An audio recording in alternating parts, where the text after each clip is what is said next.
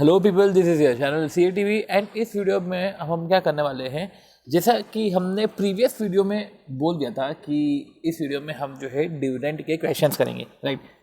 तो हम डिविडेंड के क्वेश्चंस करेंगे, साथ ही साथ कुछ 2-3 चीज़ें और है डिविडेंड के रिस्पेक्ट में जो हमें जानना ज़रूरी है, ठीक है। तो वो भी हम पढ़ लेते हैं, फिर हम डिविडेंड के क्वेश्चन करेंगे और साथ ही साथ हम इसके ऑडिट के भी क्वेश्चंस कर सकते हैं, ठीक है। तो लॉ के क्वेश्चंस के बाद हम जो है ऑडिट के क्वेश्चंस भी कर लेंगे। तो इसी तरीके से हमारा जो डिविडेंड है वो भी ओवर हो जाएगा, ठीक है। ओके, तो सबसे पहले disclosure regarding payment of dividend.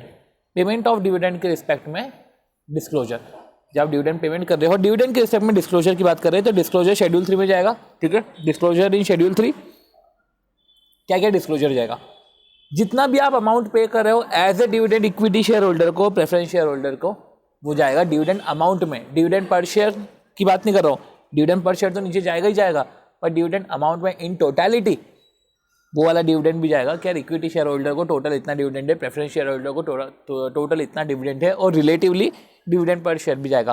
Preference share holder में एक एडिशन है कि फिक्स्ड क्यूमुलेटिव डिविडेंड, ठीक है। तो फिक्स्ड क्यूमुलेटिव डिविडेंड वो भी डिस्क्लोज होता है, तो फिक्स क्यूमुलेटिव डिविडेंड भी डिस्क्लोज होता है। तो इस तरीके से हमने डिस्क्लोजर की बात करी, जहाँ पे हमने टोटल अमाउंट जो डिस्क्लोज होगा, डिविडेंड पर शेयर और फिक्स्ड क्यूमुलेटिव डिविडेंड भी जाएगा। साथ ही साथ एज पर AS4 हमने बात करी थी कि जो प्रपोज्ड डिविडेंड होता है, प्रपोज्ड डिविडेंड हमारे लिए कोई लाइबिलिटी नहीं बनता। प्रपोज्ड डिविडेंड को हम रिवोक कर सकते हैं, पर जब एक बार डिविडेंड डिक्लेयर हो जाता है तो डिविडेंड डिक्लेयर होने के बाद हम रिवोक नहीं कर सकते, अनलेस इन 2 केसेस कि जब गोइंग कंसर्न अफेक्ट हो रहा है। साथ ही साथ दूसरा केस होता है, पहले तो हमारा जब गोइंग कंसर्न अफेक्ट हो रहा है, या तो जब जो है डिविडेंड अल्ट्रा वायर, ठीक है। तो डिविडेंड अल्ट्रा वायर हमने अगर पे कर दिया है, या तो जब गोइंग कंसर्न अफेक्ट हो रहा है, तो उन 2 केस में जो है हम डिविडेंड को बाकायदा हम जो है रिवोक कर सकते हैं। बट जो प्रपोज डिविडेंड है वो हमारी लाइबिलिटी नहीं होती। तो event occurring after balance sheet date, अगर बैलेंस शीट डेट के बाद अगर प्रपोज डिविडेंड भी हो रहा है तो हमारी लाइबिलिटी नहीं है, वो हम नोट्स टू अकाउंट में शो कर देंगे, क्योंकि वो नॉन एडजस्टिंग इवेंट है। क्योंकि event occurring after balance sheet date में 2 इवेंट होते हैं, एडजस्टिंग और नॉन एडजस्टिंग। एडजस्टिंग वो होते हैं जहाँ पे कंडीशन और सर्कमस्टेंसेस एग्जिस्ट करती बैलेंस शीट डेट पर, इधर एग्जिस्ट बिल्कुल भी नहीं करती, तो हम उसको एडजस्ट करने से रहे, लाइबिलिटी बनाने से रहे, हम तो नोट्स टू अकाउंट में डिस्क्लोज कर देंगे। पर डिक्लेयर डिविडेंड का अगर केस होता, ठीक है, तो अगर डिविडेंड अगर डिक्लेयर होता, event occurring after balance sheet date dividend declare होता और प्रपोज उस फाइनेंशियल ईयर के एंड के पहले हो जाता प्रपोज, और डिविडेंड डिक्लेयर होता बाद में, तो ऐसे केस में हम समझ सकते हैं कि 31 मार्च को कंडीशन एग्जिस्ट कर रही थी बैलेंस शीट डेट में, और इसे केस में हम जो है एडजस्ट कर देंगे डिविडेंड, या हम लाइबिलिटी बना देंगे, ठीक है।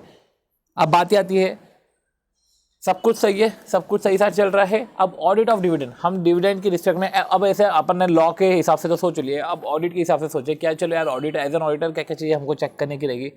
तो कुछ चीज़ें जो कॉमन पॉइंट है जो हम लॉ से ही उठा सकते हैं। वो कॉमन पॉइंट ऐसा है कि डिविडेंड अगर पे हो रहा है तो डिस्ट्रीब्यूटेबल प्रॉफिट से हो रहा है कि नहीं हो रहा है, वो प्रॉपर सोर्स होना चाहिए। रिजर्व से पे हो रहा हो तो रूल 3 की कंडीशन सेटिस्फाई करनी पड़ेगी। फिर हमने पढ़ा था कि डिक्लेयर होने के बाद 5 दिन में जमा करना पड़ता है सेपरेट बैंक अकाउंट, 30 दिन के अंदर स्पेशल बैंक अकाउंट, 30 दिन में अगर पे नहीं हो रहा है तो अगले 7 दिन में स्पेशल बैंक अकाउंट में करना पड़ता है, और अगर 7 साल से पेमेंट नहीं हो रहा है तो IEPF अकाउंट में ट्रांसफर करना पड़ता है। ये सब हमने पढ़ा था, ठीक है। साथ ही साथ हमने डिविडेंड वारंट के रिस्पेक्ट में पढ़ा था कि चेक करना है कि भैया डिविडेंड वारंट के रिस्पेक्ट में जैसे डिविडेंड वारंट सरेंडर किया, डिविडेंड पेड हुआ कि नहीं हुआ। तो हमने देख लिया कि डिस्ट्रीब्यूटेबल प्रॉफिट और रिजर्व से पे हो सकता है, तो वो चीज़ें देख ली, कंप्लायंस देख ली। हमने देख लिया कि प्रॉपर कंप्लायंस इधर हो रहा है कि नहीं हो रहा है, डिपॉजिट में इन बैंक अकाउंट या IEPF अकाउंट में डिपॉजिट करना तो उसमें प्रॉपर कंप्लायंस हो रहा है कि नहीं हो रहा है। और साथ ही साथ जब डिविडेंड वारंट सरेंडर कर रहे हैं तो डिविडेंड पे हो रहा है कि नहीं हो रहा है। ये तो हमने कॉमन पॉइंट यहाँ से निकाल लिया। कुछ डॉक्यूमेंट हमको जो है एज एन एडिशनल और चेक करना पड़ेगा, जैसे कि चेक करना है, एग्जामिन करना है MOA और AOA to examine to ascertain the dividend right कि इस पर्टिकुलर क्लास ऑफ शेयर्स में, इस particular class of preference shares में डिविडेंड राइट है कि नहीं। तो उसके लिए MOA और AOA देखना पड़ेगा। हम और क्या देख लेंगे, शेयर होल्डर की minute book, board minute book देख लेंगे, या शेयर होल्डर मिनट बुक। और शेयर होल्डर मिनट बुक क्या होता है कि यार डिविडेंड कितना, डिविडेंड डिक्लेयर हुआ है कि नहीं हुआ है, मतलब कि वही है कि मिनट्स देख लेंगे, ठीक है ना।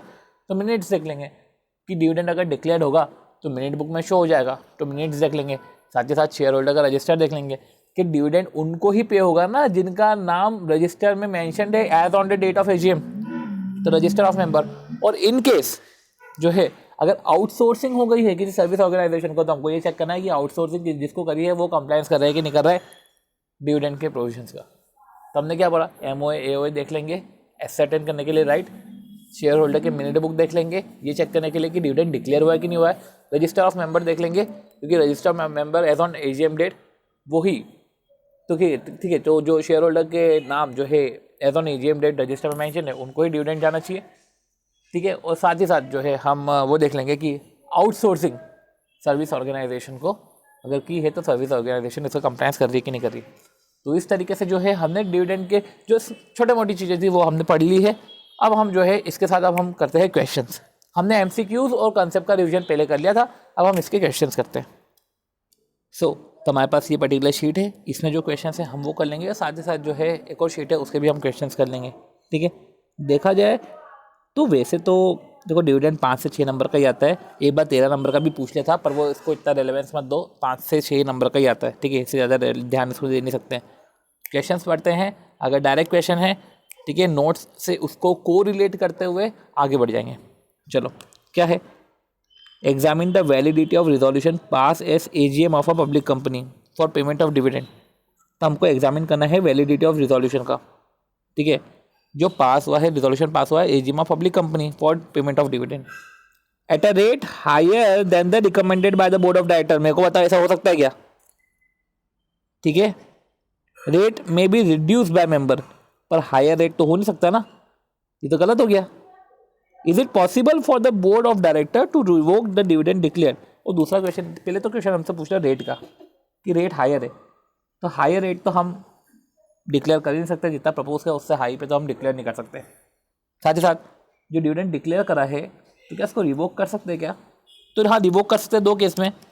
अगर रिवोकेशन हम रिवोक वैसे जनरली रिवोक नहीं कर सकते, पर एक्सेप्शन से एक्सेप्शन हमने क्या पढ़े थे कि रिवोक कर सकते हैं इफ डिविडेंड डिक्लेयर्ड वो अल्ट्रा वायर्स है या company seize to be going concern है, ठीक है। हम इसका आंसर देख लेते हैं कि लीगल प्रोविजन और रिवोकेशन, हम लीगल प्रोविजन की बात कर ली ना, ठीक है। रिवोकेशन ऑफ डिक्लेयर्ड डिविडेंड इसका एक्सेप्शंस पढ़ लिए थे, ओके 1 सेकेंड, ओके इसका कंक्लूजन नहीं दिया, चलो ठीक है देख लेते हैं, इसका आंसर ही पढ़ लेते हैं। रेगुलेशन 80 क्या बोलता है कि कंपनी 1 सेकेंड, तो क्या बोला, regulation 80 table F of company है provided a company general meeting में डिविडेंड डिक्लेयर करती है but no dividend shall be declare shall exceed the amount recommended by the dividend. कोई भी डिविडेंड है वो एक्सीड नहीं करना चाहिए अमाउंट जो रिकमेंड करा है। Share holder may reduce the amount of dividend recommended by the board but this can not be increase, उसको इंक्रीज नहीं कर सकते, तो जो रिजोल्यूशन है वो वैलिड नहीं है, ये बोलता है रेगुलेशन 80, ठीक है लिख लेते हैं।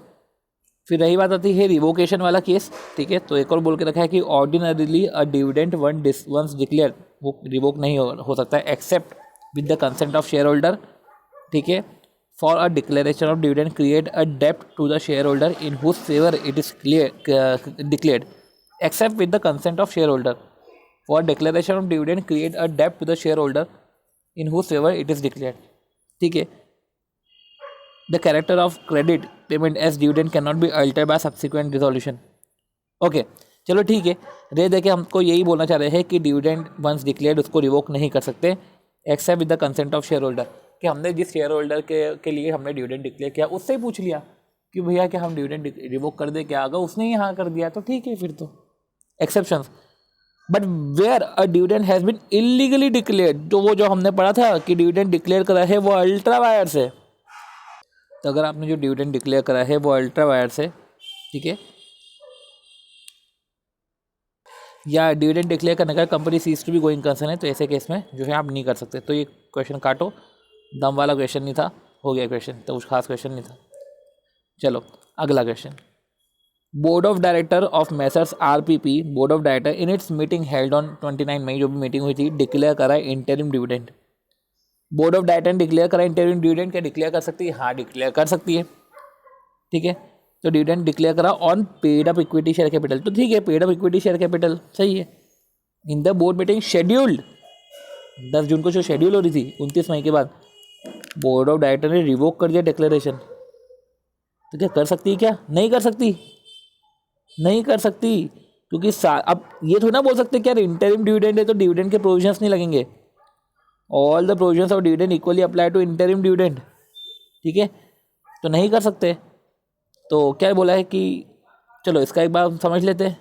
अगर आंसर में देखें तो फाइनल डिविडेंड जब पे होता है, ठीक है, only after it is approved in AGM, ठीक है, पे होता है जब पेपर डिक्लेयर प्रपोज होता है, फिर अप्रूव होता है एजीएम में, फिर पे होता है, ठीक है। इंटरिम डिविडेंड यूजुअली पे होता है मिडिल ऑफ द ईयर में, ठीक है। If board of director find that profitability of the company is good, वो मेंटेन हो रहेगा balance of the part of year में, तो ऐसे केस में जो है वो इंटरिम डिविडेंड डिक्लेयर कर सकते हैं। Board can declare interim dividend out of profit, तो हमने वो सोर्स तो हमको पता ही है, ठीक है, कि कहाँ कहाँ से डिविडेंड डिक्लेयर होता है। पर समझो सारे प्रोविजंस जो डिविडेंड के हैं वो इंटरिम डिविडेंड पे भी लगते हैं, जैसे कि सेपरेट बैंक अकाउंट में डिपॉजिट करना है, ठीक है, स्पेशल बैंक अकाउंट में डिपॉजिट करना है, आईईपीएफ में डिपॉजिट करना है, ठीक है, ये सब चीज़ें इधर भी लगती है। तो अब जैसे कि अब वो बोल रहे हैं, क्या बोल रहे हैं कि डिविडेंड को रिवोक कर दिया, ठीक है, तो अपन ने ये पढ़ा था कि dividend once declare can't be revoked, ठीक है। तो इधर एक बार देख लेते हैं कि as per the provisions of the act RPP limited has no power to revoke the interim dividend declared on 29 May 2009 and shall not have any power to use interim dividend amount transferred to and shall not have any power to use the interim dividend account transferred to separate bank। अच्छा ठीक है ना, अगर आपने separate bank account में transfer कर दिया तो आप उसको यूज़ भी नहीं कर पाओगे, ठीक है। ये सब चीज़ें नॉर्मल सी चीज़ें हमको लिखनी थी, 2-3 फैक्ट लिखने थे, ज़बरदस्ती का बड़ा सा इसने आंसर दे दिया है, कोई ज़रूरत नहीं थी, ठीक है। काटो। 2012 board of director, okay okay, ये वही क्वेश्चन है, चलो। DAJ लिमिटेड, इसके पहले वाला क्वेश्चन का ही रिपीट क्वेश्चन था, चलो। DAJ लिमिटेड इंगेज है इन द कंस्ट्रक्शन वर्क, तो DAJ लिमिटेड ये प्राइवेट पब्लिक लिमिटेड है, कंस्ट्रक्शन वर्क में इन्वॉल्व है। Issued to public certain share, money received was use for the construction purpose, तो ऑब्वियस सी बात है, since the company are not in a position to pay dividend, वो position में नहीं है डिविडेंड पे करने के, ठीक है।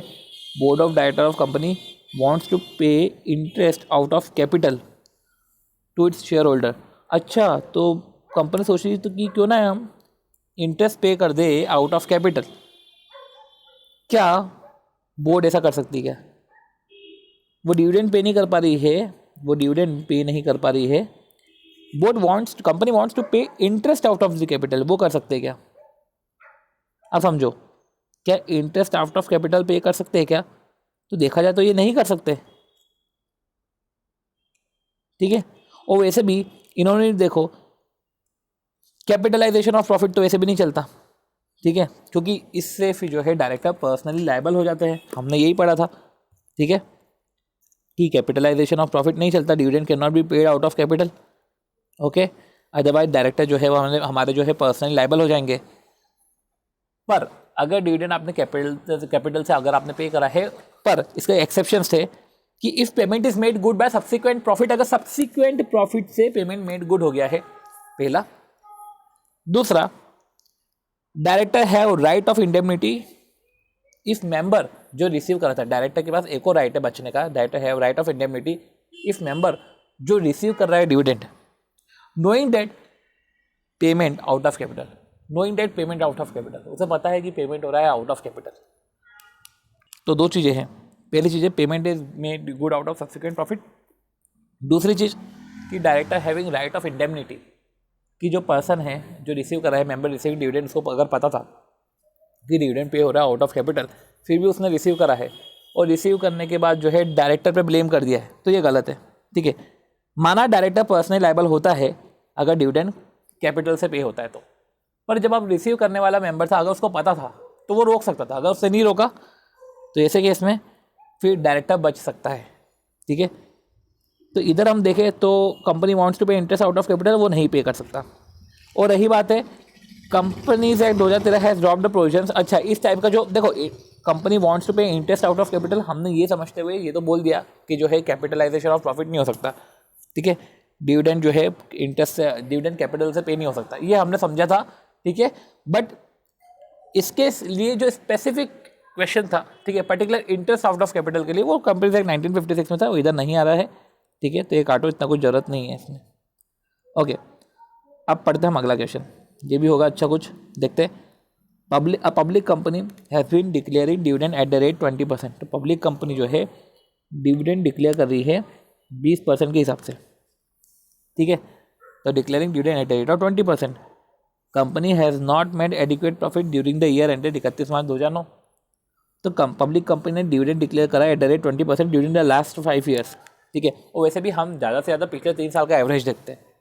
Company has not made adequate profit, अब कंपनी ने एडिक्वेट प्रॉफिट नहीं करा तो तुमको लग रहा है क्या आने वाला है इधर, कंपनी ने एडिक्वेट प्रॉफिट नहीं करा तो तुमको हो सकता है कि इधर रिजर्व वाला केस आ जाए, क्योंकि रिजर्व का यूज़ हम तभी करते हैं जब जो हमने देखा ही था ना कि अगर कभी प्रॉफिट इनएडिक्वेट होता है, करंट ईयर का प्रॉफिट इनएडिक्वेट होता है या नो प्रॉफिट होता है, तो ऐसे केस में हम फ्री रिजर्व से जो है पेमेंट करते हैं, उसके लिए रूल का हमको कंप्लायंस करना पड़ता है, ठीक है। तो इधर अगर हम देखें तो पब्लिक कंपनी जो डिक्लेयर करी dividend at the rate 20% during the last 5 years, company has not made adequate profit during the year ended 31 March 2009, but it has got adequate reserve. पर उसके बाद उसके पास एडिक्वेट रिजर्व तो थे which can be utilize for maintenance of rate of dividend 20%, ठीक है, तो ठीक है, फ्री रिजर्व का यूज़ कर सकते हैं।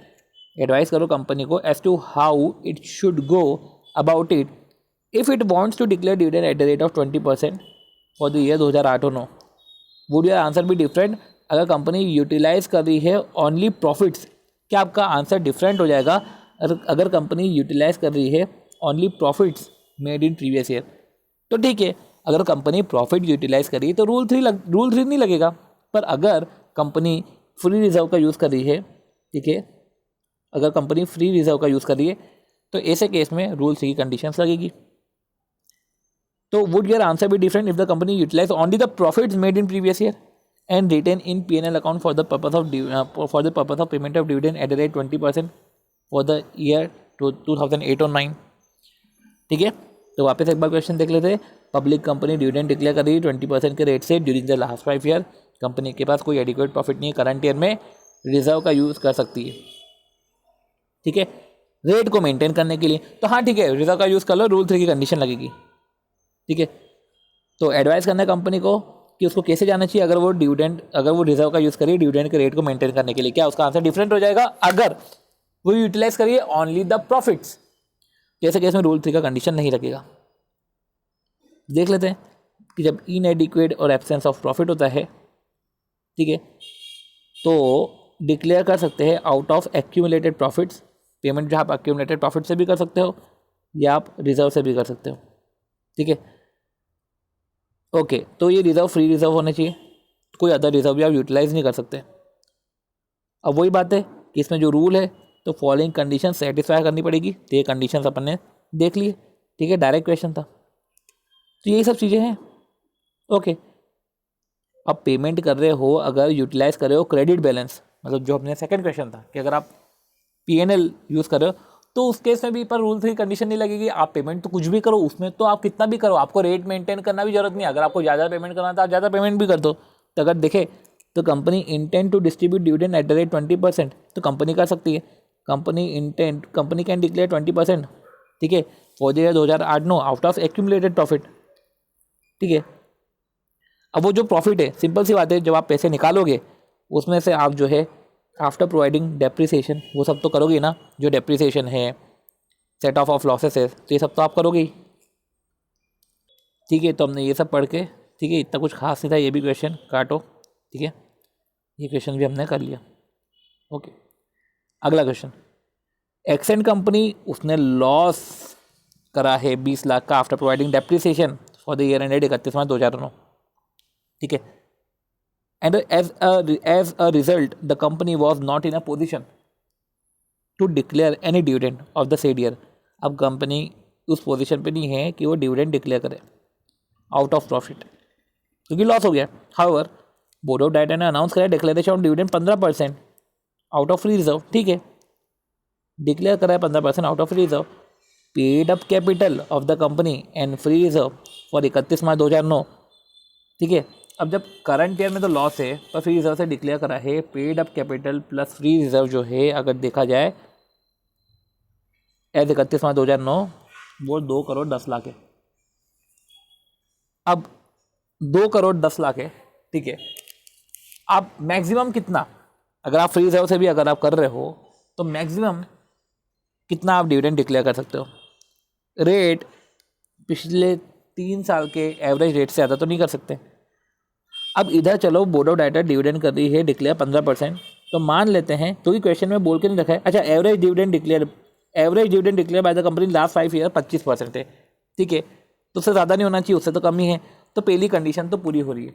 दूसरी कंडीशन ये है 10% से ज़्यादा आप विड्रॉ नहीं कर सकते। 2 करोड़ 10 लाख का 10%, ठीक है, 2 करोड़ 10 लाख का 10% 21 लाख होता है। 2 करोड़ 10 लाख का 10% होता है 21 लाख। अब अगर विड्रॉ कर रहा है ये 2 करोड़ का 15% कर रहा है, तो ये कर रहा है 30 लाख विड्रॉ। आप 21 लाख विड्रॉ कर सकते हो, पर आप कर रहे हो 30 लाख विड्रॉ, आप ये नहीं कर सकते। ओके, गड़बड़ हो गई। 2 करोड़ 10 लाख बोल लिया, नहीं 2 करोड़ और 10 करोड़ है, तो 12 करोड़ है। 12 करोड़, ठीक है। 12 करोड़ में से आप कितना परसेंट निकाल रहे हो? आप कितना परसेंट निकाल सकते हो? 12 करोड़ का आप 10% निकाल सकते हो, मतलब 1.2 करोड़ आप निकाल सकते हो। और आप निकाल कितने रहे हो? आप विड्रॉ तो कर सकते हो 1.2 करोड़, आप निकाल कितने रहे हो? 15% किस पे कैलकुलेट होगा? 15% होगा 2 करोड़ पे कैलकुलेट। 15% 2 करोड़ पे कैलकुलेट होगा, तो 30 लाख ही निकालना है, तो 30 लाख तो निकाल सकते हो। 1.2 करोड़ की लिमिट है, ठीक है। तो केस में कंडीशन 1 भी पूरी हो रही है, कंडीशन 2 भी पूरी हो रही है। और विड्रॉ करने के बाद, ठीक है, विड्रॉ करने के बाद बैलेंस जो है वो less than equal to 15% of paid up capital नहीं होना चाहिए। मतलब अगर आपने विड्रॉ करा, कितना विड्रॉ करोगे? 12 करोड़ में से आपने कितना विड्रॉ करा?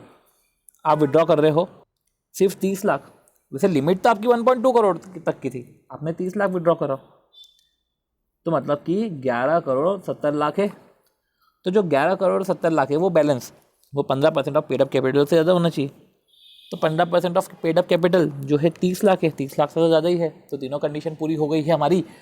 तो इस तरीके से जो है हमारा ये कंडीशन सेटिस्फाई होता है और डिविडेंड हम डिक्लेयर कर सकते हैं।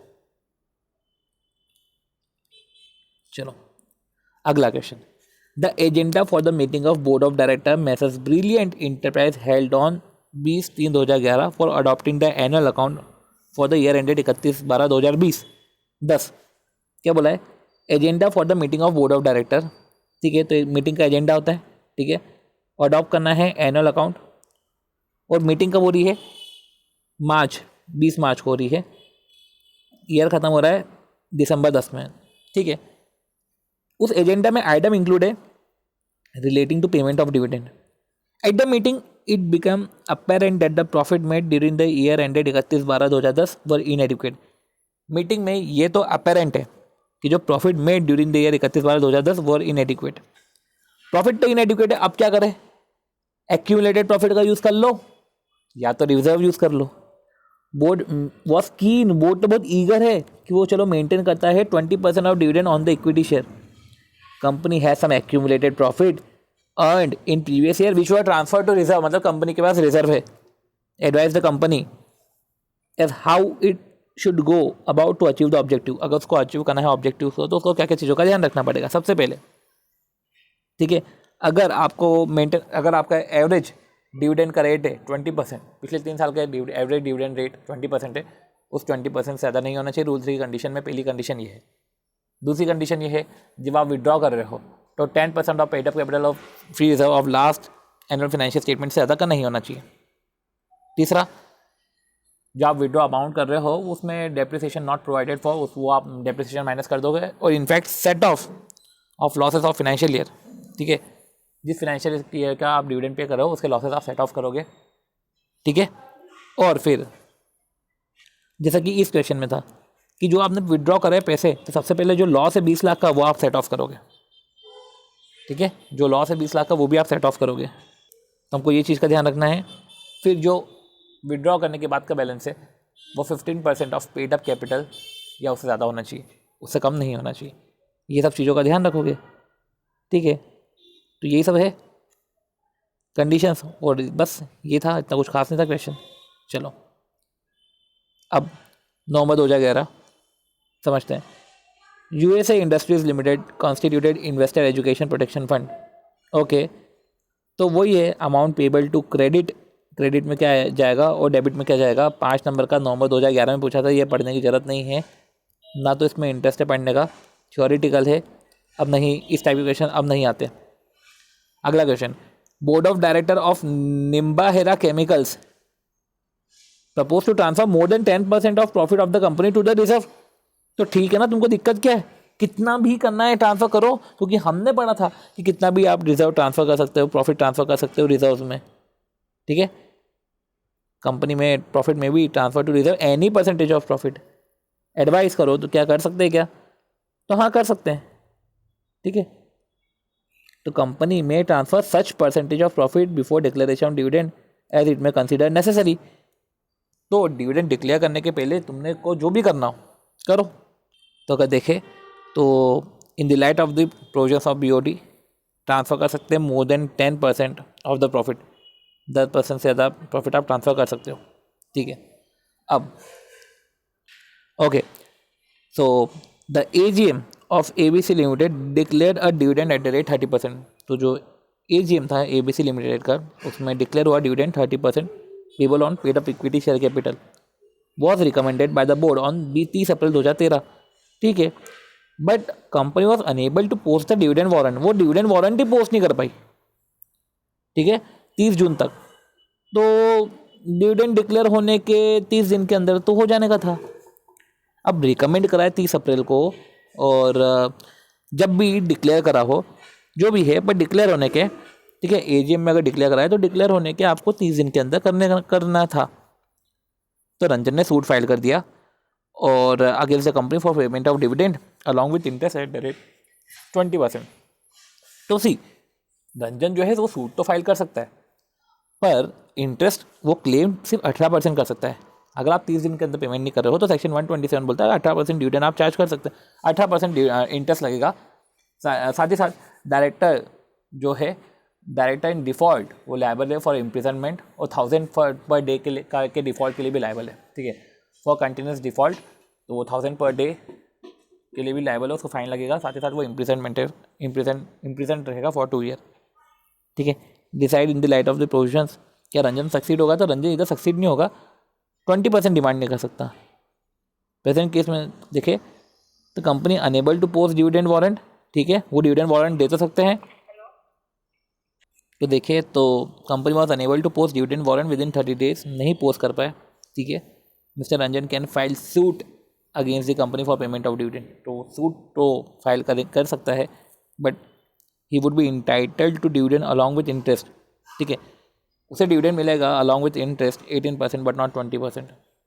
तो यही हमने जो है बात करी थी डायरेक्टर की लायबिलिटी। ओके, साथ ही साथ हमने ये भी पढ़ा था कि every director of the company if he knowingly और पार्टी टू डिफ़ॉल्ट, मतलब कि डायरेक्टर इन डिफ़ॉल्ट, ठीक है, punishable for simple imprisonment which may extend to 2 year and also fine for 1000 rupee for per day during which such default continue. तो ये हमने पढ़ा था, और इस तरीके से हमने जो है ये क्वेश्चन भी ओवर कर लिया है। डायरेक्ट क्वेश्चन था, इतना कुछ खास क्वेश्चन नहीं था, पर याद रखना कि 20% मिलेगा सिंपल इंटरेस्ट और डिविडेंड पेंडिंग। अगला question, CBA wants to declare dividend in the year 13-14, though it will not earn any profit this year due to heavy losses। इस साल उसने लॉस हुआ, बट फिर भी उसको डिविडेंड डिक्लेयर करना है। The company has been declaring dividend, 5 साल से कंपनी डिविडेंड डिक्लेयर करी है, उस रेपुटेशन को मेंटेन करने के लिए want to declare dividend this year too, पर वो एक्यूमुलेटेड पास प्रॉफिट से करी है। How the company can achieve, हाँ तो कर सकते हो ना, पास प्रॉफिट से कर सकते हो, रूल्स की कंडीशन नहीं भी पूरी करो तो चलेगा। ठीक है, पर ये जो है आप जो भी पैसे विड्रॉ कर रहे हो, सबसे पहले जो है आप क्या माइनस करोगे, आप जो है depreciation not provided in earlier years, तो डेप्रिसिएशन नॉट प्रोवाइडेड वो आप डेप्रिसिएशन माइनस करोगे। साथ ही साथ set of loss of financial year for which dividend it is declared, वो लॉस भी आप सेट ऑफ करोगे, वो लॉस भी आप माइनस करोगे। Okay cool.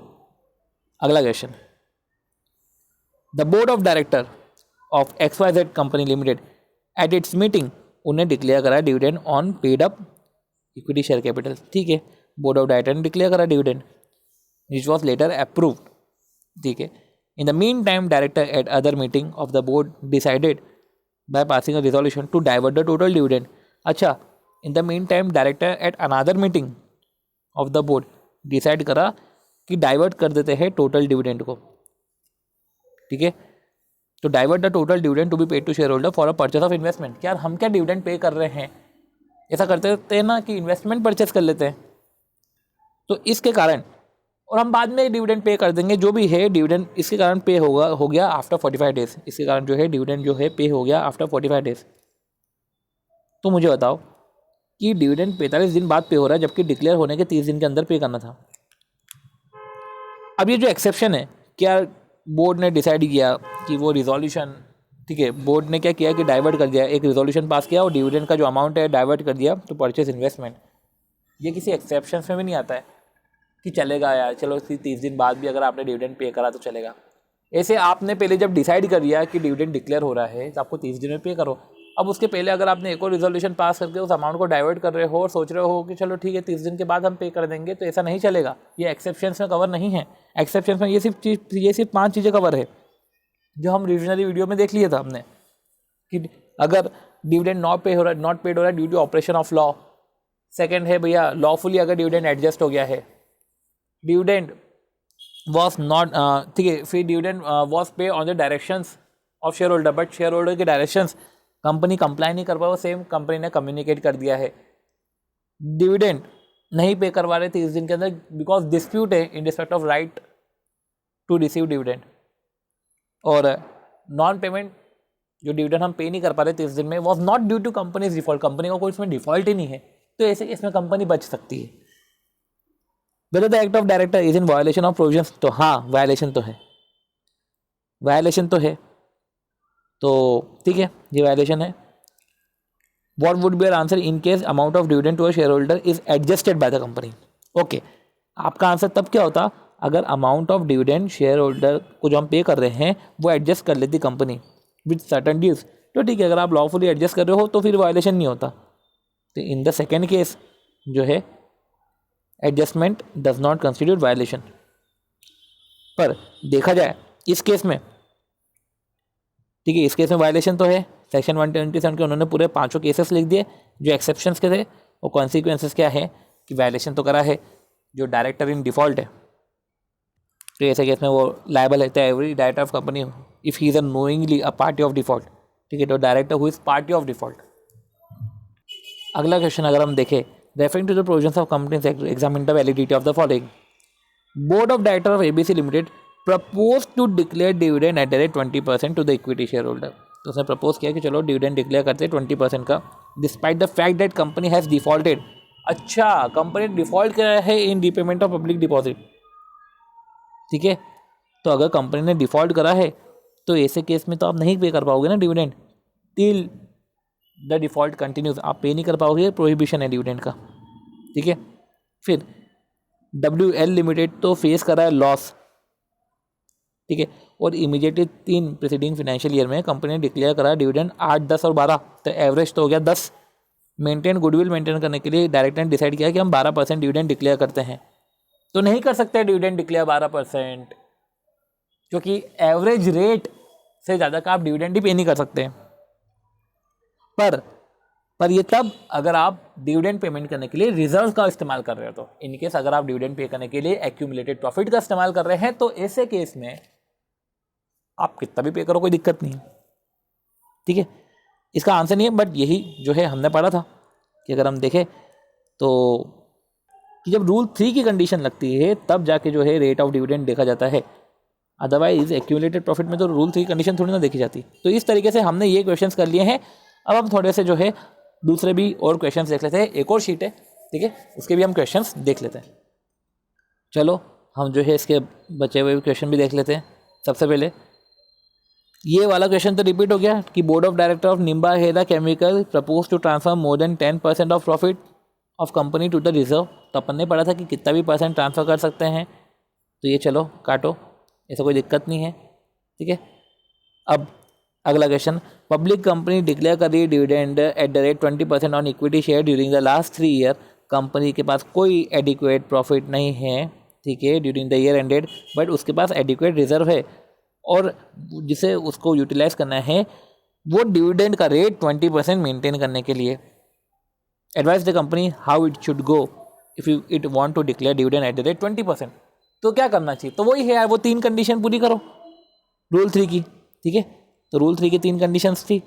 और एक और चीज़ है कि जब आप विड्रॉ कर रहे हो तो आप सेट ऑफ करोगे the losses incurred in financial year in which dividend is declare. तो financial year for which dividend is declare, उस फाइनेंशियल ईयर जिस ईयर का डिविडेंड डिक्लेयर हो रहा है, उस फाइनेंशियल ईयर में जो भी लॉसेस है, ठीक है, वो लॉसेस को भी आप रिड्यूस करोगे और डेप्रिसिएशन नॉट प्रोवाइडेड फॉर वो भी आप माइनस करोगे, ठीक है। तो वो क्वेश्चन हम कर चुके थे।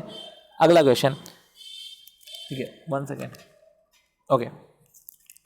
The AGM of ABC limited declare कर रही dividend at the rate 30%। Okay, AGM में 30% डिविडेंड डिक्लेयर हुआ on paid up equity capital as recommended by the board, but company unable to post dividend warrant. But company जो है dividend warrant नहीं post कर पाई। 1 second, as recommended by the board, company post नहीं कर पाई dividend warrant, ठीक है, टू रंजन अप टू 30 जून।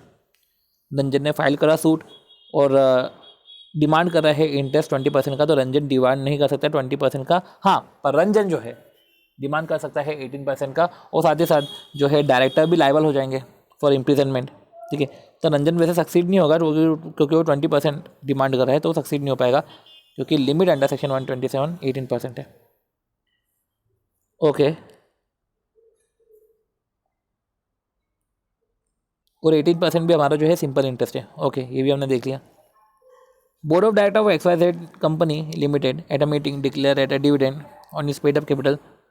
तो board of director of XYZ limited at its meeting, तो board of director XYZ limited meeting में डिक्लेयर करा dividend on its paid up equity capital which was later on approved by company's AGM। In the meantime, अच्छा, इसी दौरान director ने अनादर meeting में एक resolution pass किया और डाइवर्ट कर दिया total dividend for the purchasing of investment. तो ये तो डाइवर्शन तो वायलेशन ही हो गया, ठीक है, क्योंकि डिविडेंड एक बार डिक्लेयर हो गया, उसको रिवोक नहीं कर सकते, 30 दिन में पे करना है, और इनफैक्ट ये एक्सेप्शंस में भी कवर नहीं है। तो अगर आप 45 दिन में अगर पे कर रहे हो तो भैया ये तो गलत है, ये अपन ने पढ़ लिया। और अगर डिविडेंड लॉफुली एडजस्ट होता तो आप 30 दिन से भी ज़्यादा में पे कर सकते थे, कोई दिक्कत नहीं है, लॉफुली एडजस्ट होता है तो चलेगा। हमने ये पढ़ लिया है, क्वेश्चन भी यही है कि if the amount of dividend is adjusted by a company against certain dues to the company from the shareholder, then failure to pay dividend 30 days shall not be deemed to be an offense। तो ऐसे case में वो offence नहीं होता। अब अगला question, okay, तो देखते हैं अगला क्वेश्चन क्या है। Referring to the provisions of companies Act 2013 examine the validity of the following. Board of director ABC limited का propose to declare dividend at the rate 20% to the equity share holder despite the fact कि company ने default किया है। तो यही तो अपन ने पढ़ा था कि अभी अपन ने जो क्वेश्चन इसके पहले वाली PDF में आखिरी क्वेश्चन यही था ना जिसके आंसर्स नहीं थे। तो क्या था उसमें कि till the default continues, till the default exist, till the so long as failure continues, आप डिविडेंड नहीं डिक्लेयर कर सकते। तो इन द गिवन इन्होंने पूरा प्रोविजन बता दिया, ठीक है, कि अगर company fail to comply with the provisions of 73 and 74 prohibitions. 73 क्या होता है? Prohibition of acceptance of deposit from public. Okay, तो ये हमने देख लिया। अगला क्वेश्चन जो है, WL limited is facing loss, ठीक है, करंट फाइनेंशियल ईयर में। तो फेस लॉस करिए करंट फाइनेंशियल ईयर में in the immediate preceding 3 financial year. Company ने डिविडेंड डिक्लेयर करा 8%, 10%, 12%। गुडविल मेंटेन करने के लिए बोर्ड ऑफ डायरेक्टर डिसाइड कर रही है to declare 12% interim dividend for the current year. तो हमने ही पढ़ा था कि अगर, फिर इधर हमारे पास ऑप्शन है कि अगर बोर्ड ऑफ डायरेक्टर डिक्लेयर करे 12% तो वो एक्यूमुलेटेड प्रॉफिट में से अगर पे करे तो चलेगा, पर अगर वो रिजर्व में से पे करी तो 10% से ज़्यादा नहीं पे कर पाएगी, ठीक है। तो decision of board of director to declare 12% of the interim dividend for the current financial year is not tenable. साथ ही साथ हमको ये भी लिखना पड़ेगा कि जो प्रोविजंस डिविडेंड पे एप्लीकेबल है वो इंटरिम डिविडेंड पे भी एप्लीकेबल है, ठीक है। तो इधर यही था कि इनकेस कंपनी ने अगर लॉस इंकर करा है करंट फाइनेंशियल ईयर में, ठीक है, ओके, कंपनी ने लॉस इंकर करा है करंट फाइनेंशियल ईयर में up to the end of the quarter immediately preceding the date of declaration. Okay, इसमें तो ये भी होगा ना कि इनकेस कंपनी ने इंकर किया loss in current financial year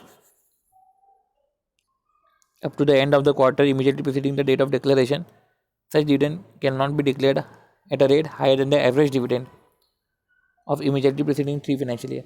तो इधर समझो इधर मैंने रिजर्व वाला पर्टिकुलर कंटेंशन लगा लिया, पर इधर रिजर्व वाला लॉजिक नहीं लगेगा। सी, इधर रिजर्व वाला लॉजिक नहीं लगेगा।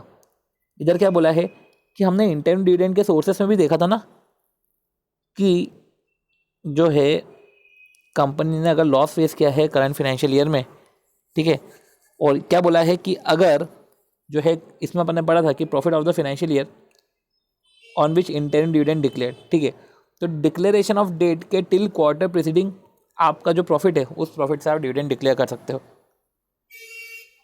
तो इधर तो आपको रिजर्व वाला लॉजिक नहीं भी लगेगा, तो एक्यूमुलेटेड प्रॉफिट वाला लॉजिक भी ये भी नहीं लगेगा। डायरेक्ट ही इसमें जो है अगर प्रॉफिट नहीं है तो ऐसे केस में जो है रेट ज़्यादा नहीं होना चाहिए। चलो इधर इसको क्वेश्चन को कॉपी कर लेते हैं। तो ये जो पर्टिकुलर क्वेश्चन है, इस पर्टिकुलर क्वेश्चन को इधर लिख लिया गया है ताकि जो है हेल्प मिलेगी, ठीक है, रिवाइज करने के दौरान। चलो, तो ये क्वेश्चन अच्छा था, ठीक है, इस क्वेश्चन को स्टमक कर लेते हैं। ओके,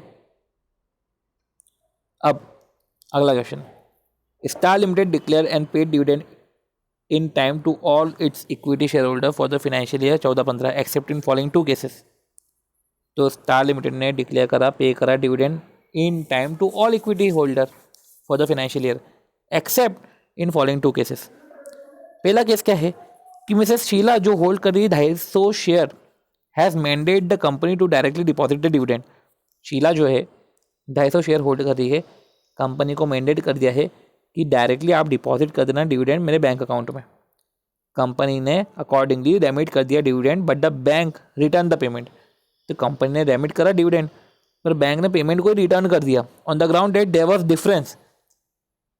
इस बेसिस पे बैंक ने रिटर्न किया कि यार ये तो डिफरेंस है in the surname of the payee in the bank record, कि आप शीला कुमार को जो डिविडेंड पे कर रहे हो, पर मेरे इधर तो शीला शाह, मेरे रिकॉर्ड में शीला शाह है, हो सकता है शीला सेम ही हो, पर कंपनी के रिकॉर्ड में शीला कुमार है, उधर शीला शाह आ रहा है। तो ऐसे केस में अब क्या करें, कंपनी कंप्लाई नहीं कर पा रही डायरेक्शंस को, कंपनी को कम्युनिकेट कर देना चाहिए। अब देखते हैं कि कंपनी ने इसको कम्युनिकेट करा है कि नहीं करा है, ठीक है। Company did not inform Sheela about the discrepancy के लिए इन्फॉर्म करना था, कंपनी ने इन्फॉर्म ही नहीं किया, तो ऐसे केस में कंपनी लायबल हो जाएगा, 18% इंटरेस्ट लग जाएगा अगर पेमेंट नहीं करा 30 डेज में। तो क्या है इन द गिवन सिचुएशन, ठीक है, हैज़ प्रोविजंस, पीनल प्रोविजंस तो लग जाएंगे, अब जैसे कि दूसरा, dividend of ₹50,000 was not paid to Mr Mohan क्योंकि in the view of the court order restraining the payment due to family dispute, क्योंकि फैमिली डिस्प्यूट के कारण। तो डिविडेंड नॉट पेड क्योंकि डिस्प्यूट था, ठीक है, तो क्योंकि डिस्प्यूट था by reason of operation of law, ठीक है। तो इसको बकायदा इधर भी नोट कर लिया कि not paid due to operation of law, तो फैमिली डिस्प्यूट है, तो फैमिली डिस्प्यूट आता है, तो इस केस में ऑपरेशन ऑफ लॉ बोलते हुए ऐसे केस में डिविडेंड अगर 30 दिन में पे नहीं करा तो भी डिफॉल्ट नहीं है। अगला question, director of Som limited ने प्रपोज किया dividend 12% on equity share for the financial year 15-16। Same was approve in the general meeting of the company held in 20 September. Director declared the approved dividend. Seek your opinion in the following matter. तो director ने propose करा, AGM में approve हो गया, director declared the approved dividend, seek your opinion, उसको आपसे opinion चाहिए। अशोक जो इक्विटी शेयर होल्ड करता था, फेस वैल्यू 10 लाख है, उसने 1 लाख का पेमेंट नहीं करा। Can the same be adjusted against the dividend amount payable to him. तो हाँ, ये तो लॉफुली आप एडजस्ट कर सकते हो, ठीक है, तो लॉफुली एडजस्ट कर सकते हो। तो पहले अशोक का देख लेते हैं।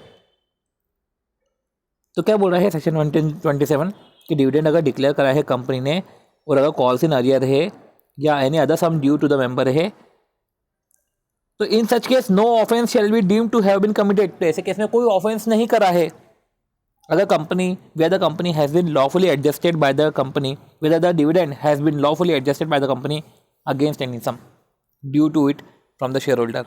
तो कोई ऑफेंस नहीं करा है अगर कंपनी ने डिविडेंड को लॉफुली एडजस्ट कर दिया है अगेंस्ट द सम, ठीक है। अगर डिविडेंड लॉफुली एडजस्ट है तो भी कोई ऑफेंस नहीं है, ओके। तो ऐसे केस में आप देखो, सपोज डिविडेंड 12% है, ठीक है, 10 लाख का 12% 1,20,000, 1,20,000 में से 1 लाख जो है आप एडजस्ट कर दिया, तो जो 20,000 है वो तो पे कर दो, ठीक है। तो according to the above mention provision company can adjust the sum of 1 lakh towards the call money, ठीक है, ओके। तो एज पर द फैक्ट ये हो गया 1 lakh can be adjusted towards the call money और 20,000 can be payable in cash, cheque और electronic mode, okay. Okay, तो हमारा जो है अगला question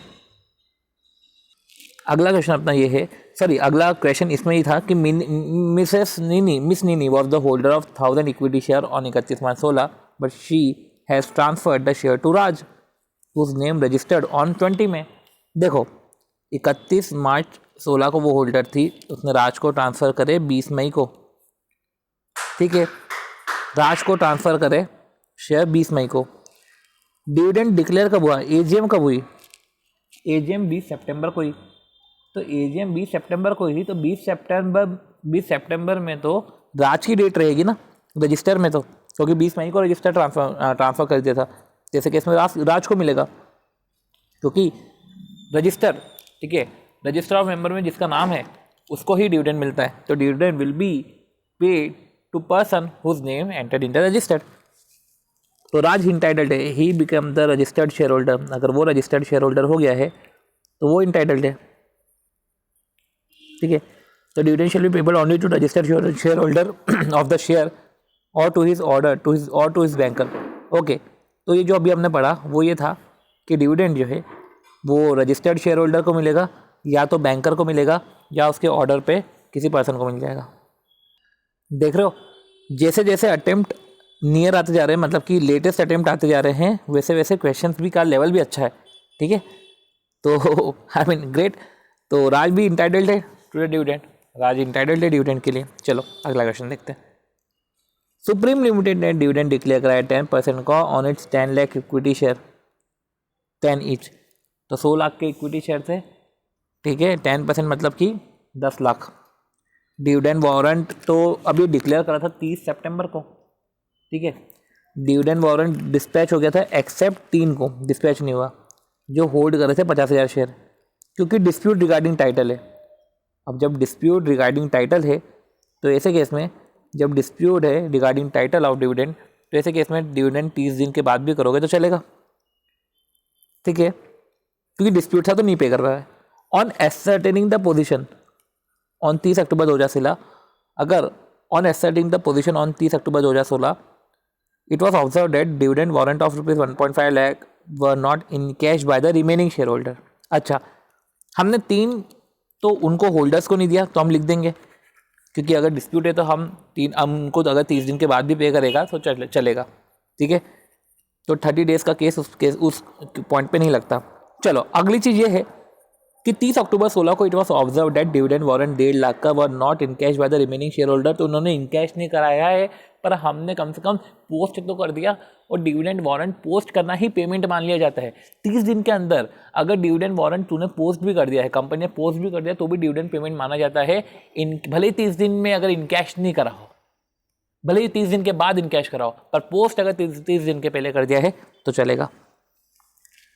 explain with the reference of the provision action to be taken by the company to deal with the unpaid or unclaimed amount of dividend, ठीक है। also state the consequences if default is done, तो explain with reference, ठीक है, action to be taken by the company। सबसे पहली चीज, 3 share holder को payment नहीं करा क्योंकि डिस्प्यूट है, तो अपन पहले वो देख लेते। तो क्या बोला है कि ठीक है, action taken by company to deal with the unpaid और अनक्लेम्ड अमाउंट ऑफ डिविडेंड। तो जो अनपेड डिविडेंड अकाउंट है वहाँ तक जाने के लिए तो वो तो सिंपल से उन्होंने पूरा प्रोविजन बता दिया कि डिविडेंड अगर कंपनी ने डिक्लेयर करा है और नॉट पे किया है 30 दिन में from the date of declaration, company जो है 7 दिन के अंदर जो है from the expiry of the 30 days transfer कर देगी टोटल अमाउंट अनपेड और अनक्लेम्ड अकाउंट में, ठीक है। तो ये जो 50,000 शेयर्स है जिसमें हम अगर 30 दिन में आप पे नहीं कर पाए तो हम 7 दिन के अंदर वो जमा कर देंगे उन 3 शेयर होल्डर के रिस्पेक्ट में जिनके पास टोटल 50,000 होल्ड करते हैं, और उस पर कोई हमको इंटरेस्ट भी नहीं देना पड़ेगा, ठीक है। और क्या लिखा हुआ है कि company with in the period of 90 days transfer करने के, 90 डेज़ के अंदर आप एक स्टेटमेंट प्रिपेयर करोगे। एक स्टेटमेंट क्या प्रिपेयर करोगे कि देखो 3 शेयर होल्डर है, 3 शेयर होल्डर के रिस्पेक्ट में ये share holder, name of share holder, इनका एड्रेस ये है और इनके रिस्पेक्ट में इतना डिविडेंड अमाउंट पेबल है, ठीक है। और ये प्लेस हो जाएगा website approve by central government और कंपनी की वेबसाइट पे। ये चीज़ अपन ने देखी। चलो, और अगर डिफ़ॉल्ट हुआ है इन ट्रांसफरिंग द अमाउंट तो 12% का इंटरेस्ट लग जाएगा, क्योंकि आपने खाते में जमा करने में अगर लेट हो गए तो 12% का इंटरेस्ट लग जाएगा, ठीक है। और apply the payment of claimed amount, तो person claiming to be entitle to any money, ठीक है। अगर पर्सन जो क्लेम करे, वो जो 3 शेयर होल्डर, जब उनके जो राइट है जब उनके डिसॉल्व हो जाएंगे, ठीक है, जब उनका डिस्प्यूट डिसॉल्व हो जाएगा तब वो क्लेम करेंगे। जब वो क्लेम करेंगे तो क्लेम करने के लिए, ठीक है, उन्हें अप्लाई करना पड़ेगा कंपनी को for payment of the money claimed. फिर जो है हमने पढ़ा था कि within 7 years from the date of such transfer along with the interest accrued, along with the interest accrued ये भी लिखना है। 7 years along with the interest accrued जो है आपको वो जो अमाउंट है वो ट्रांसफ़र हो जाएगा IEPF अकाउंट में। तो यही है कि 7 years में अगर डिविडेंड अनपेड है तो अलॉन्ग विद इंटरेस्ट एक्रूड वो IEPF अकाउंट में चले जाएगा, ठीक है। अब transfer of shares to IEPF और IEPF अकाउंट में शेयर्स भी ट्रांसफ़र हो जाते हैं।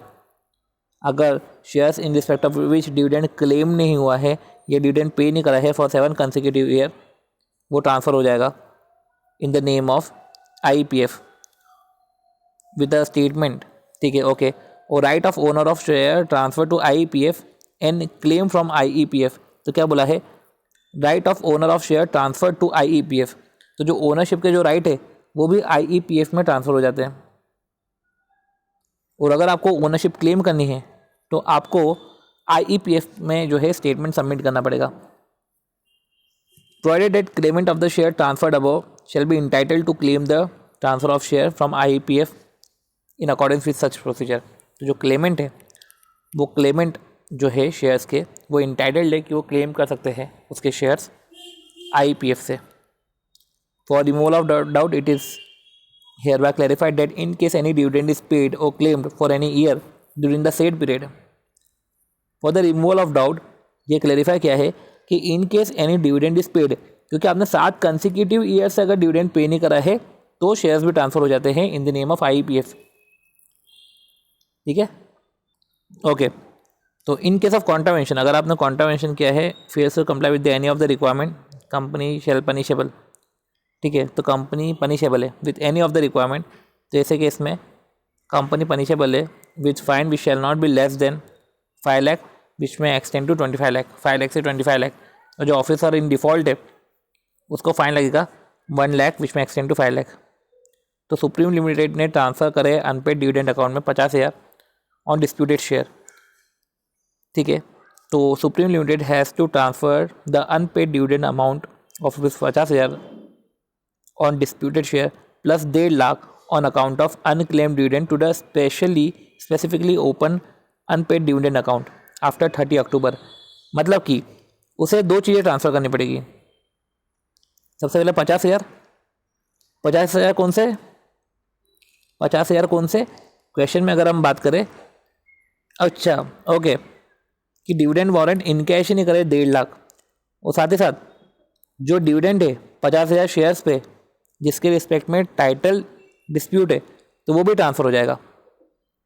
तो वही है कि डिविडेंड 50,000 शेयर्स थे, 100 का शेयर था, ठीक है, 50 कितने का शेयर था, 10 का शेयर था, तो 50,000 शेयर थे और 10% 10 रुपये का शेयर था, तो 5 लाख कैपिटल हो गई, 5 लाख का 10% जो है डिविडेंड डिक्लेयर है, मतलब 50,000 डिविडेंड है, तो 50,000 डिविडेंड तो जाएगा ही जाएगा, 50,000 डिविडेंड तो नो डाउट जाएगा।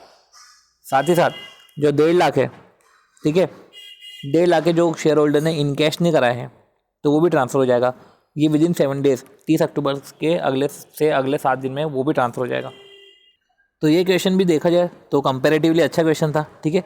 क्वेश्चन में देखा जाए तो explain with relevance to the provisions of companies act the actions to be taken by the company, जो एक्शंस कंपनी लेगी to deal with the unpaid और अनक्लेम्ड अमाउंट। अब देखो बहुत ही जनरल में इसको क्वेश्चन समझ रहा था, बट इन्होंने क्या किया कि हर एक पॉइंट पे देखा क्या 30 सितंबर को है तो 30 सितंबर के 5 दिन के अंदर आप उसको सेपरेट बैंक अकाउंट में डालोगे, फिर स्पेशल बैंक अकाउंट में डालोगे, 7 साल तक अगर अनपेड है तो IEPF में डालोगे। एक नॉर्मल, अगर इसको हम वापस रिकॉर्ड करें तो ऐसी चीज़ें इन्होंने करी। फिर जो स्टेटमेंट की बात है तो स्टेटमेंट भी बनेगा। अब स्टेटमेंट कब बनेगा, क्योंकि वो 3 जो है शेयर होल्डर, इनके रिस्पेक्ट में भी जो पेमेंट है वो जा रहा है अनपेड डिविडेंड अकाउंट में, और डिविडेंड वारंट भी इन कैश ने करवाया है तो इनके रिस्पेक्ट में भी पेमेंट जा रहा है अनपेड डिविडेंड अकाउंट में। तो इस केस में फिर वो स्टेटमेंट वाली बात भी इन्होंने कर दी। फिर शेयर्स भी ट्रांसफ़र करते हैं IPF में, तो वो भी बात कर ली। राइट्स, इन सब की बात करी। और कॉन्ट्रावेंशन अगर आप कर रहे हो तो कॉन्ट्रावेंशन पे जो है आपको कंपनी को 5 लाख से 25 लाख और ऑफिसर इन डिफ़ॉल्ट को 1 लाख से 5 लाख तक का फाइन है। तो पर्टिकुलर जो है, इस पर्टिकुलर आंसर को इधर फ्रेम कर लिया गया है, इधर इसको कॉपी कर लिया गया है। तो इस तरीके से जो है हमारा ये वाला पेज तो कंपैरेटिवली अच्छा खासा भरा गया है। ओके, सो हम जो है 1 सेकेंड, ये क्या हो गया। सो अगर देखा जाए तो हमने जो है सारे क्वेश्चंस हम काट लेते हैं, क्योंकि हम क्वेश्चन के जो रेलेवेंट एक्सट्रैक्ट है वो सारे एक्सट्रैक्ट हम लिख ही चुके हैं। ठीक है, तो भले ही वो क्वेश्चंस अच्छे क्वेश्चन है, पर उस क्वेश्चन के रेलेवेंट एक्सट्रैक्ट हम इधर लिख चुके हैं, तो उस क्वेश्चन को हम कट कर देते हैं। ठीक है, ओके। तो ऐसे भी ऐसा कोई सेपरेट क्वेश्चन जिसको हमको इनकॉर्पोरेट करने में ही डिफ़िकल्टी हो रही है, तो फिर वो जो है ऐसे क्वेश्चन हम बेटर है कि वो ऐसे क्वेश्चन को इधर नहीं करा जाए। फिर बाकायदा उसके लिए तो हमें सेपरेट तो वीडियो बनाना ही पड़ेगा। ओके, सेपरेट वीडियो क्या है, इनफैक्ट सेपरेट उसको मार्क करना पड़ेगा, एंड हम जो है वो पर्टिकुलर PDF को सेपरेटली हम पढ़ लेंगे। ओके, अब कितने क्वेश्चन बचे, अराउंड 3-4 क्वेश्चन तो और होंगे। राइट, क्वेश्चन RTPs में आ रहे हैं। Okay, 1 second. ओके, तो question number 9, during the financial year 16-17 universal limited ने डिक्लेयर करा interim dividend for second time. अच्छा, 16-17 में ही डिविडेंड आप पहली बार की जगह दूसरी बार डिक्लेयर कर रहे हो, second time. After declaration board of director decided to revoke the second interim dividend. तो after declaration board of director ने डिसाइड करा कि रिवोक कर देते हैं सेकेंड इंटरिम डिविडेंड। अब डिविडेंड तो डिक्लेयर कर दिया, डिविडेंड डिक्लेयर करने के बाद रिवोक कर सकते हैं क्या? और ये बोलते हुए कि फाइनेंशियल पोजीशन पुअर है, तो मुझको होता है क्या वैलिडिटी सही है कि वैलिडिटी नहीं है? क्योंकि रिवोक 2 केस में कर सकते हो, अगर company seize to be going concern है, अगर डिविडेंड डिक्लेयर अल्ट्रा वायर से। तो पहले इसमें हम वैलिडिटी देखें तो board of director can not revoke the second interim dividend, वो इनवैलिडेट है। तो financial position poor is not a contention. चलो अब अगला, what would be your answer if board propose to transfer more than 10%। 1 second, what would be your answer अगर board propose करना चाहिए to transfer more than 10% of the profit to the reserve. तो ठीक है ना, कर सकती है ना बोर्ड ट्रांसफर, तो इसमें क्या दिक्कत है?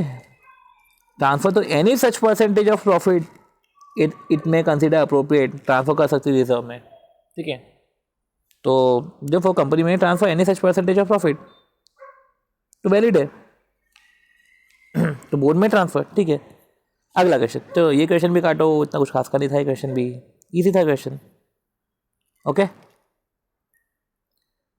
तो ओके, तो अब मैसेज ग्रोमोर प्लांटेशन लिमिटेड एक लिस्टेड कंपनी है, हैज अनपेड और unclaim dividend in respect of 1,50,000 equity share. तो इक्विटी शेयर्स के रिस्पेक्ट में 1,50,000 शेयर्स इशू करे। ठीक है, for the past continuous 7 year. Okay, तो लिस्टेड कंपनी हैज अनपेड और unclaim dividend in respect of 1,50,000 equity share for the past continuous 7 years. This period of 7 year ended on 30 जून 2017। ये जो 7 साल है ना, वो 30 जून 2017 को ओवर हो रहे। ओके, अब प्रसाद जो CFO है ना कंपनी का, is of opinion that this 1.5 lakh equity share have been transfer to demat account. अच्छा, ऑफ इन IPF। यार इस 7 जो है, ये जो शेयर्स है, इस शेयर के रिस्पेक्ट में तो 7 कंसेक्यूटिव ईयर से शेयर ना तो पे हुआ है, क्लेम हुआ है, जो भी है, ठीक है, ये आप ट्रांसफ़र कर दो with in 30 days from the end of 7 years. ठीक है, तो एंड ऑफ 7 ईयर्स के 30 दिन के अंदर। तो पहले मेरे को बताओ कि एंड ऑफ 7 ईयर के 30 दिन के अंदर ट्रांसफ़र होता है क्या, कि उसी वक्त ट्रांसफ़र हो जाता है? क्योंकि ये अपन ने तो सिर्फ ये पढ़ा था कि शेयर्स जो है in respect of which dividend not paid, ठीक है, वो ट्रांसफ़र हो जाता है। ठीक है, तो ट्रांसफ़र कितने डेज में होता है? चलो ठीक है, एक बार हम वो ये देख लेंगे कि विद इन 30 डेज अथॉरिटी बोल रही है कि ट्रांसफ़र कर दो, जैसे दैट इज़ बाय 30 जुलाई। और राइट ये ऐसा ही है कि अगर रूल की बात करें तो डीमैट अकाउंट में ट्रांसफ़र हो जाएगा with in a period of 30 days of such shares becoming due. तो शेयर्स जैसे ये ड्यू डेट के 30 दिन में, ठीक है, तो ये हमने इधर भी लिख लिया है कि 30 दिन में ट्रांसफ़र हो जाता है इन 30 डेज, ठीक है।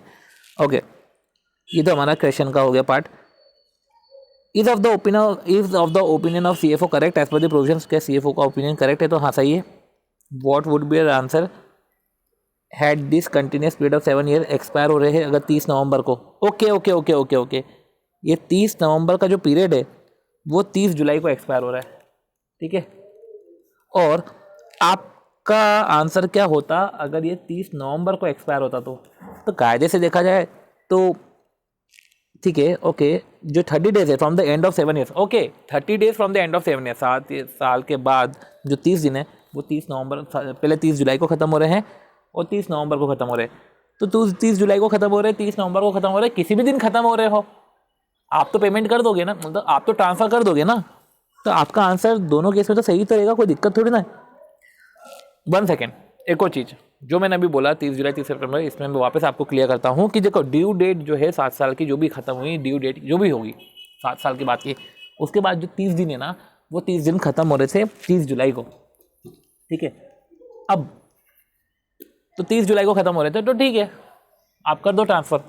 अगला क्वेश्चन ये है कि अगर 7 साल एक्सपायर हो रहे हैं, ये 7 साल के बाद के 30 दिन की बात नहीं कर रहे, 7 ड्यू डेट, या अगर आपकी 30 नवंबर है, ये डेट देके रखी है लास्ट डेट, ड्यू डेट के बाद के 30 दिन जोड़ के, ड्यू डेट प्लस 30 डेज की बात करें 30 जुलाई, तो ये तो बोल रहे हैं कि 30 नवंबर अगर आपका ड्यू डेट होता तो आप क्या करते? तो आप बोलते कि 30 नवंबर में 30 दिन ऐड कर दो, तो 30 दिन ऐड कर देंगे तो जो भी डेट आएगी उस डेट के पहले पहले शेयर ट्रांसफर कर देना। तो समझो अब इसमें कुछ चेंजेस आ गए थे, इस पर्टिकुलर डेट से चेंजेस आ गए थे कि if a continuous period of expire on 30 नवंबर, ठीक है, तो ठीक है ये 30 दिसंबर को ट्रांसफर हो जाएगा। 1 सेकेंड, ओके, इसमें चेंजेस थे, चेंजेस को उन्होंने बताया कि नहीं बताया देख लेते हैं। All share in respect of it dividend अगर पे नहीं करा है 7 कंसेक्यूटिव ईयर से, वो ट्रांसफर हो जाएगा इन्वेस्टर एजुकेशन प्रोटेक्शन फंड के नाम पर, वो स्टेटमेंट के साथ, irrespective of the fact that whether the said dividend has been transferred, irrespective shares shall be transferred irrespective of the fact whether the said dividend has been transferred to or to be transferred to the fund or not, irrespective of the fact कि जो shares है, irrespective of the fact whether the dividend, अच्छा क्योंकि अगर dividend भी अगर आप 7 साल से पे नहीं कर रहे हो तो वो भी तो IEPF में ट्रांसफर हो जाता है ना। तो irrespective of the fact the share shall be transferred irrespective of the fact whether the said dividend has been transferred to the fund or not। 1 second, ये भी लिख लेते हैं तो ठीक है, the share shall be transferred irrespective of the fact whether the said dividend has been transferred irrespective of the fact कि भैया वो said dividend ट्रांसफ़र हुआ है कि नहीं हुआ है फंड में, ठीक है। तो चलो फिर प्रोविजो, अब देखो समझो स्टेट डेट अगर, हाँ देखो करा है ना, if period of 7 years provided under section 124 has been completed, अगर वो कंप्लीट होते हैं 7 सितंबर से लेकर 31 अक्टूबर में के बीच, अगर 7 दिन कंप्लीट हो, 7 साल कंप्लीट हो रहे हैं 7 सितंबर से 31 अक्टूबर के बीच में, तो due date of transfer of such share वो 31 अक्टूबर होता है। 7 सितंबर से 31 अक्टूबर, तो ड्यू डेट ट्रांसफर की क्या है 31 अक्टूबर, इधर 30 दिन का फंडा नहीं लगेगा। अब इस केस में अगर हम देखें, ठीक है, तो 7 साल का पीरियड इधर 30 जुलाई को खत्म हो रहा था, तो 30 जुलाई क्या है, 30 जुलाई हमारी है 7 सितंबर से 31 अक्टूबर में आ रहा है क्या नहीं हो रहा है, ठीक है। तो 30 जुलाई की अगर हम बात करें तो 30 जुलाई का ट्रांसफर भी नेक्स्ट डेज में हो जाएगा, ठीक है। और अगर ये 30 नवंबर होता तो 30 नवंबर होता तो 30 दिसंबर है, ठीक है। तो condition under which this equity share will not be transfer, अगर डिविडेंड पे हो गया है या क्लेम हो गया है for any year during the said period of 7 consecutive year, share transfer नहीं हो पाएगा। Also in respect of specific order of court tribunal authority restraining the transfer of such share and payment of, also in respect of which there is specific order of court tribunal या statutory authority restraining the transfer of such share and payment of dividend, और where such share are pledged or hypothecated under the provisions of Depository Act, or the shares already been transferred under sub rule 6, the company shall not transfer shares to the fund। मतलब कि कुछ case में share transfer नहीं होंगे। तो particular जो exceptions थे कि इन 3 एक्सेप्शंस में शेयर ट्रांसफ़र नहीं कर पाएंगे अगर डिविडेंड पेड और क्लेम हो गया है फॉर एनी ईयर, क्योंकि 7 कंसेक्यूटिव ईयर्स तक अगर आप डिविडेंड पे नहीं करते हो या क्लेम नहीं होता है तो ऐसे केस में ट्रांसफ़र होता है। तो अगर डिविडेंड पे हो गया है इसी बीच तो ट्रांसफ़र नहीं कर पाओगे कोर्ट का ऑर्डर से, या शेयर प्लेज और हाइपोथिकेटेड है अंडर डिपॉजिटरीज एक्ट। ओके, तो ये अपन ने कवर कर लिया, राइट। ओके, और सी हमने जो ये है ना, ये जो कि अगर पीरियड 7 साल का 7 सितंबर से अक्टूबर 17 के बीच में ख़त्म हो रहा है तो आपको 31 अक्टूबर तक ही शेयर्स को डिपॉजिट करना है। ये सब चीज़ें इसलिए नहीं लिख रहे हैं क्योंकि नवंबर 17 के दौरान की बात है। ये नोटिफिकेशन एक स्पेसिफिक डेट के रिस्पेक्ट में था और उसके रिस्पेक्ट में मई 18 में क्वेश्चन पूछ लिया है, तो ऐसी चीज़ें नहीं आती है। ठीक है, मई 18 की आरटीपी एक बार अपन देख लेते हैं। अब ये शायद ये लास्ट क्वेश्चन होगा हमारा। ओके, ये लास्ट क्वेश्चन है, राइट। पर हाँ, हमें फिर नवंबर 18, मई 19, नवंबर 19, मई 20, नवंबर 20 ये सब भी देखना ही पड़ेगा, तो वो भी देखना ही रहेगा, देखना ही पड़ेगा वो भी। चलो, ब्रिक्स लिमिटेड ने प्रॉफिट अर्न किया है 1000 करोड़ का। Okay, it has propose dividend 8.75। However it does not intend to transfer any amount to any reserve. तो क्या कर सकती है क्या? हाँ, क्योंकि कंपनी में transfer any such amount of profit to the reserve as it may deem fit. Director of Som limited propose करी डिविडेंड 12% का on equity share for the financial year 16-17। तो डायरेक्टर जो है सोम लिमिटेड प्रपोज करी dividend 12% on equity share for the financial year 16-17। Same was approved. अच्छा, approve हो गया है, हेल्ड ऑन 20 सितंबर। Director declared the approve dividend. Okay, director ने प्रपोज किया था, जनरल मीटिंग में अप्रूव हो गया, तो डायरेक्टर ने भी उसको डिक्लेयर कर दिया। निंजा जो है holder of 1000 share equity share as on 31 March 17, but he has transferred the shares to mister Raj on 20 May. तो 20 मई को ट्रांसफ़र किया है ना, और मीटिंग तो 20 सितंबर को ही थी, तो एजीएम की डेट पे रजिस्टर ऑफ मेंबर पे जो नाम है वो तो राज का था, तो राज विल बी इंटाइटल्ड। ठीक है, तो registered share holder on the date of AGM. ठीक है, तो since he become registered share holder before the declaration of dividend in the AGM, तो डिक्लेरेशन के पहले एजीएम में, ठीक है, वो था इंटाइटल्ड। ओके, सो अब अगला है तीसरा question, Alok holding equity share. Okay, इसका आंसर भी चलो अपन ने देख लिया था। Alok holding equity share of face value 10 lakh has not paid an amount of 1 lakh towards call money. क्या लीगली एडजस्ट हो सकता है क्या amount of dividend payable to him? हाँ, लीगली एडजस्ट हो सकता है। ठीक है, वो लॉफुली एडजस्ट हो सकता है, क्योंकि 127 में एक्सेप्शन में हमने पढ़ा था कि डिविडेंड लॉफुली एडजस्ट हो सकता है। ओके, तो yes, as per the law where dividend is declared by company and there is remaining calls in arrear और any other sum due in such case dividend can be lawfully adjusted by company against the sum. ठीक है, तो इस तरीके से हमने ये वाले क्वेश्चंस भी ओवर करे। अब हम जो है नवंबर 19 से जो आरटीपी में क्वेश्चन आ रहे हैं वो एक बार आरटीपी के क्वेश्चंस भी देख लेते हैं। तो ये अपना मई 18 की आरटीपी का क्वेश्चन था। ठीक है, ब्रिक्स लिमिटेड और विल्सन लिमिटेड वाला क्वेश्चन। ठीक है, कि ये कौन सी आरटीपी है? ओके, मई 18 की आरटीपी का क्वेश्चन था ये हमने देख लिया था। एंड फिर डायरेक्टर ऑफ सोम लिमिटेड, ये हमने मई 18 की आरटीपी के क्वेश्चन देख लेते कि आलोक भी जो है फेस वैल्यू 10 लाख होल्ड कर रहा है। ठीक है, तो कुछ खास नहीं था इधर। नवंबर 18 की आरटीपी हम देखते हैं। ओके, पहले हम जो है मई 19 का देख लेते हैं। ठीक है, क्या लिखा है? आरएसटी लिमिटेड ने डिविडेंड डिक्लेयर करा है 20% फाइनेंशियल ईयर 17-18 में in the AGM scheduled on 15 June. ठीक है, RST left with certain unpaid and unclaimed dividend. It transferred the amount of unpaid और unclaimed dividend to unpaid dividend account after remaining unpaid for more than 2 years. Some of the entitled shareholder made liable RST Limited for non-compliance of 124. तो after the remaining unpaid for more than 2 years, देखो क्या हुआ है कि declare कर दिया dividend. ठीक है, एजीएम शेड्यूल हुई थी 15 जून को। RST limited left with certain unpaid dividend, transfer कर दिया अनक्लेम डिविडेंड अकाउंट में।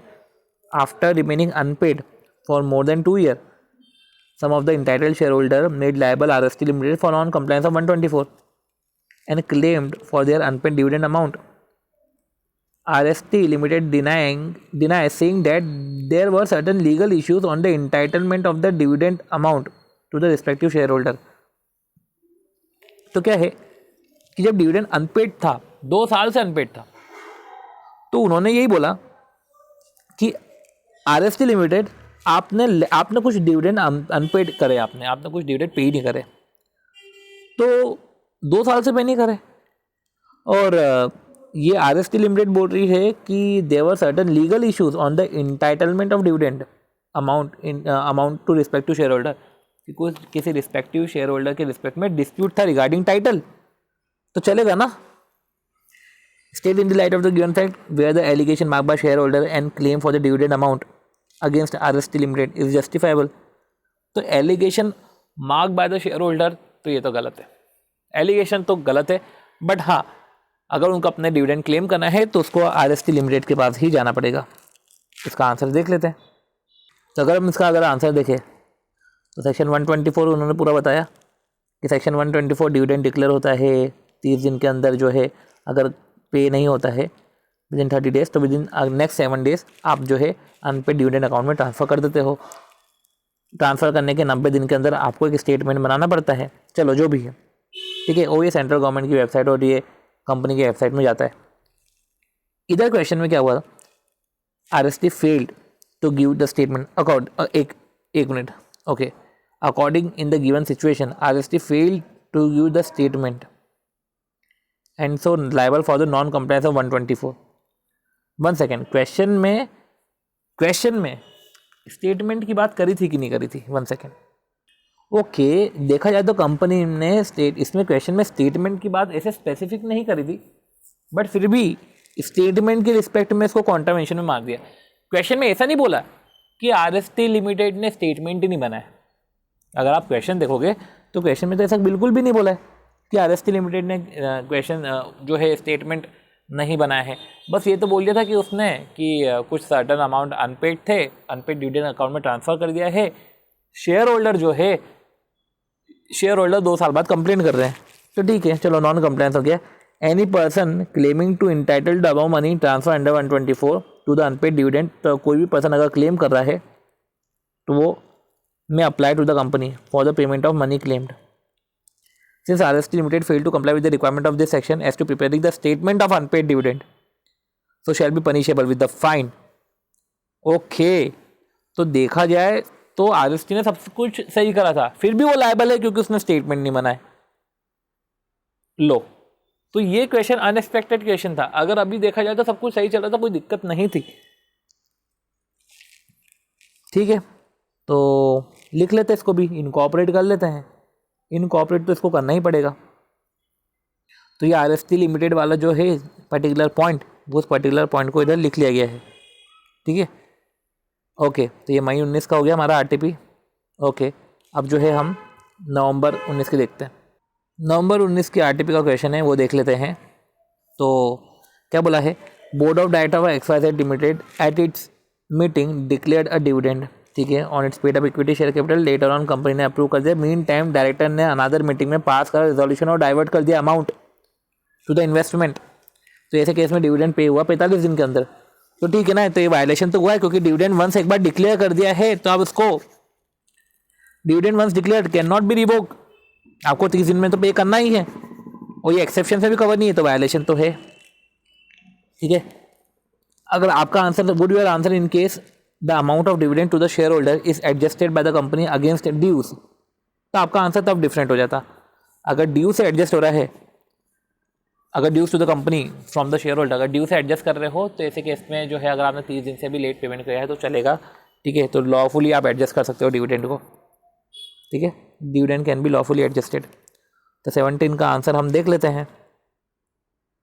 1 सेकेंड, आंसर देखें तो सिंस द डिक्लेयर डिविडेंड वो पे नहीं हुआ विद इन 30 डेज, जो आपने डिविडेंड डिक्लेयर करा था वो 30 दिन में तो पे नहीं हुआ from the date of declaration, ठीक है। तो 7 दिन के अंदर जो है amount from the date of expiry amount हो जाता है transfer to the special account of board of director of a company in violation of section 127, अगर उसने 30 दिन में ट्रांसफ़र नहीं किया, ठीक है। कंसिक्वेंसेस ये है कि एवरी डायरेक्टर, ठीक है, वो एक्सेप्शन में भी कवर नहीं है ना, ये एक्सेप्शन में भी कवर नहीं है, आपको 30 दिन में पे करना है।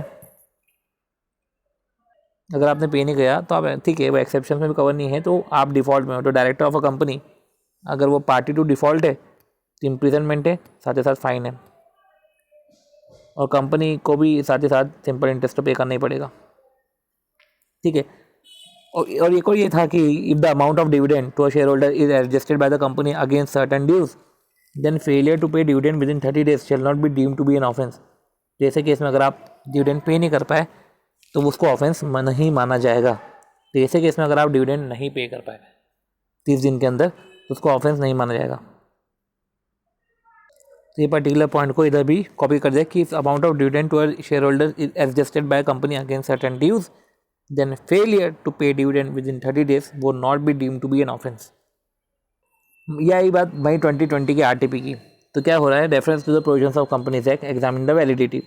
Board of director of happy limited ने डिक्लेयर करा dividend, propose to declare dividend at the rate 22% despite the fact कि कंपनी ने डिफॉल्ट करा है। तो भैया अगर कंपनी ने डिफॉल्ट करा है तो प्रोहिबिशन है इन payment of dividend till such time जो अगर डिफॉल्ट अगर फेलियर कंटिन्यूस है। Okay, weather a company can declare dividend for the financial year in which it incurred loss. तो क्या कंपनी डिक्लेयर कर सकती है डिविडेंड? अगर कंपनी ने लॉस इंकर करा तो हाँ, डिविडेंड डिक्लेयर कर सकती है। एक्यूमुलेटेड लॉसेस, एक्यूमुलेटेड प्रॉफिट से भी डिविडेंड डिक्लेयर कर सकती है। साथ ही साथ जो है वो रिजर्व से भी जो है डिविडेंड डिक्लेयर कर सकती है। रिजर्व से डिविडेंड डिक्लेयर करी तो रूल से का कंप्लायंस करना पड़ेगा। ओके, तो 17 का आंसर एक बार हम देख लेते हैं। हाँ, तो यही है कि in the given instance board of directors ने डिविडेंड डिक्लेयर किया है 22% का, in spite of the fact that the company ने डिफॉल्ट करा है in repayment of public deposit. तो डिक्लेरेशन ऑफ डिविडेंड वो कोई वैलिड नहीं है। और in the adequacy of inadequacy, in the event of inadequacy और absence of profit company dividend declare कर सकती है एक्यूमुलेटेड प्रॉफिट से, ठीक है, विच have been transfer to the reserve. पर वो रूल थ्री का आपको कंप्लायंस करना पड़ेगा। ओके ओके यार, थकान आ जाती रे।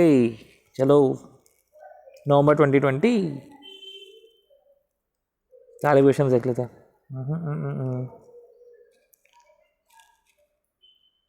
तो नवंबर 2020 के क्वेश्चंस, नवंबर 2020 के क्वेश्चंस है। ओके ओके, तो उसमें answer to the descriptive question आ गए थे ना। तो डिस्क्रिप्टिव क्वेश्चन में इसमें इन्होंने डिविडेंड का क्वेश्चन डाला कि नहीं डाला, 1 सेकेंड। ओके, तो नवंबर 2020 में तो ऐसा कोई क्वेश्चन है नहीं। तो ले देकर अब जो है एक नवंबर 18 की आरटीपी बचती है, वो एक बार हम देख लेते हैं। तो नवंबर 18 की आरटीपी का क्वेश्चन है, हम देख लेते हैं, ठीक है। ओके, सो क्या है, डिक्लेरेशन पेमेंट ऑफ डिविडेंड में पीईटी लिमिटेड ने इंकर कराई है, तो शायद क्वेश्चन करा हुआ है, इंकर कराया loss up to current quarter. अच्छा, इंकर कराया loss up to current quarter of financial year 17-18 company ने डिक्लेयर करा डिविडेंड। लॉस इंकर करा up to current quarter, company ने डिक्लेयर करा dividend 12, 15, 18 respectively in the immediate preceding 3 year. In spite of the loss board of director ने declare करा interim dividend 15%। तो कर सकती है क्या? हाँ, अगर लॉस हो रहा है तो board of director 15% dividend declare कर सकती है। ये तो हमने पढ़ा था कि अगर लॉस का केस है, मतलब कि इनएडिक्वेसी ऑफ प्रॉफिट है या लॉस है, तो ऐसे केस में भी जो है 15% जो है, सॉरी, जो रेट है वो rate of dividend preceding 3 year के रेट से ज़्यादा नहीं होना चाहिए। ये हमने इंटरिम डिविडेंड के केस में पढ़ा था। ओके, तो कंडीशन क्या है कि अगर लॉस हो रहा है, ठीक है, incurred loss up to the current quarter, तो ऐसे केस में रेट की कंडीशन है, ओके, कि रेट जो है एवरेज डिविडेंड रेट से ज़्यादा नहीं होना चाहिए। तो ठीक है, इतना ही है, 15% ही है, चलेगा।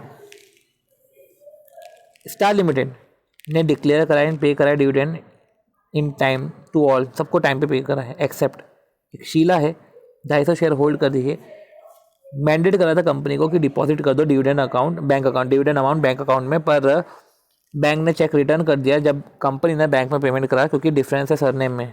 पर कंपनी इसने इन्फॉर्म नहीं करा शीला को। सिंस शीला को इन्फॉर्म नहीं करा और ऐसे केस में शीला को इन्फॉर्म कर देते तो कोई दिक्कत नहीं होती, वो एक्सेप्शन में कवर हो जाता, अदरवाइज कंपनी लायबल है। ठीक है, तो कंपनी लायबल है पे करने के लिए इंटरेस्ट 18%। अब डिविडेंड अमाउंट जो 50,000 है वो मोहन को पे नहीं हुआ ड्यू टू फैमिली डिस्प्यूट, तो ठीक है वो पेमेंट नहीं हुआ ड्यू टू फैमिली डिस्प्यूट, तो regarding to operation of law payment नहीं हुआ है। तो ऐसे केस में जो है कंपनी डिफ़ॉल्ट में नहीं मानी जाएगी। ठीक है, तो एक्सेप्शन में कवर है। तो हम इसका आंसर देख लेते हैं पहले का, ए का।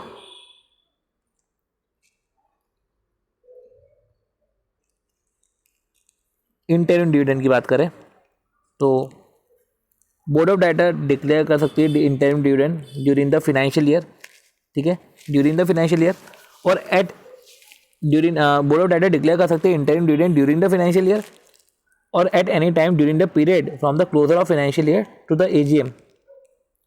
ठीक है, तो या तो ड्यूरिंग द फाइनेंशियल ईयर या किसी भी time during the from the closure of financial year till holding of AGM, तब भी इंटरिम डिविडेंड डिक्लेयर कर सकती है out of surplus of profit and loss और out of profit of financial year, out of surplus in the profit and loss. ठीक है, PNL के surplus से, out of surplus in PNL और out of profit for the financial year for which interim dividend is sought to be declared. ठीक है, accumulated surplus या financial year जिसके लिए इंटरिम डिविडेंड डिक्लेयर हो रहा है, और out of profit generated in financial year, okay, और out of profit in financial year for which interim dividend sought to be declare, और out of profit generated in the financial year till the quarter preceding date. ठीक है, out of profit generated in the financial year, तो जिस financial year में हम dividend pay कर रहे हैं उस फाइनेंशियल ईयर में भी अगर कोई प्रॉफिट हो रहा हो। ठीक है, फाइनेंशियल ईयर 17-18 का डिविडेंड अगर आपने फाइनेंशियल ईयर 18-19 में आप पे करोगे, क्योंकि एजीएम तो आपकी फाइनेंशियल ईयर 18-19 में ही होगी ना, तो फाइनेंशियल ईयर 18-19 के भी प्रॉफिट से आप इंटरिम डिविडेंड पे कर सकते हो till the quarter preceding the date of declaration of dividend. ठीक है, तो इसको बाकायदा हम लिख लेते हैं। तो ये भी सही है कि जो है declaration of dividend company dividend कर सकती है declare during any financial year या during the period from the closure of financial year till the holding of AGM. ऐसा नहीं कि इंटरिम डिविडेंड है तो साल के बीच में ही होगा, भैया साल के बाद भी और एजीएम डेट के पहले भी आप इंटरिम डिविडेंड डिक्लेयर कर सकते हो। ठीक है, और साल के बाद और एजीएम डेट के पहले आप इंटरिम डिविडेंड डिक्लेयर कर सकते हो और उसका प्रॉफिट भी आप डिविडेंड डिक्लेयर करने में यूज़ कर सकते हो, जो हमने पढ़ा। तो इधर in the given case loss तो हुआ है, in the instant case dividend interim dividend by PET limited shall not be declared at a rate higher than. हाँ, तो वो जो रेट है वो 15% से ज़्यादा नहीं होना चाहिए, तो बोर्ड ऑफ डायरेक्टर जो डिक्लेयर कर रहा है वो टेनेबल है। ओके, सो इस तरीके से जो है हमने सारे आरटीपीस के क्वेश्चन भी लगा लिए हैं, राइट।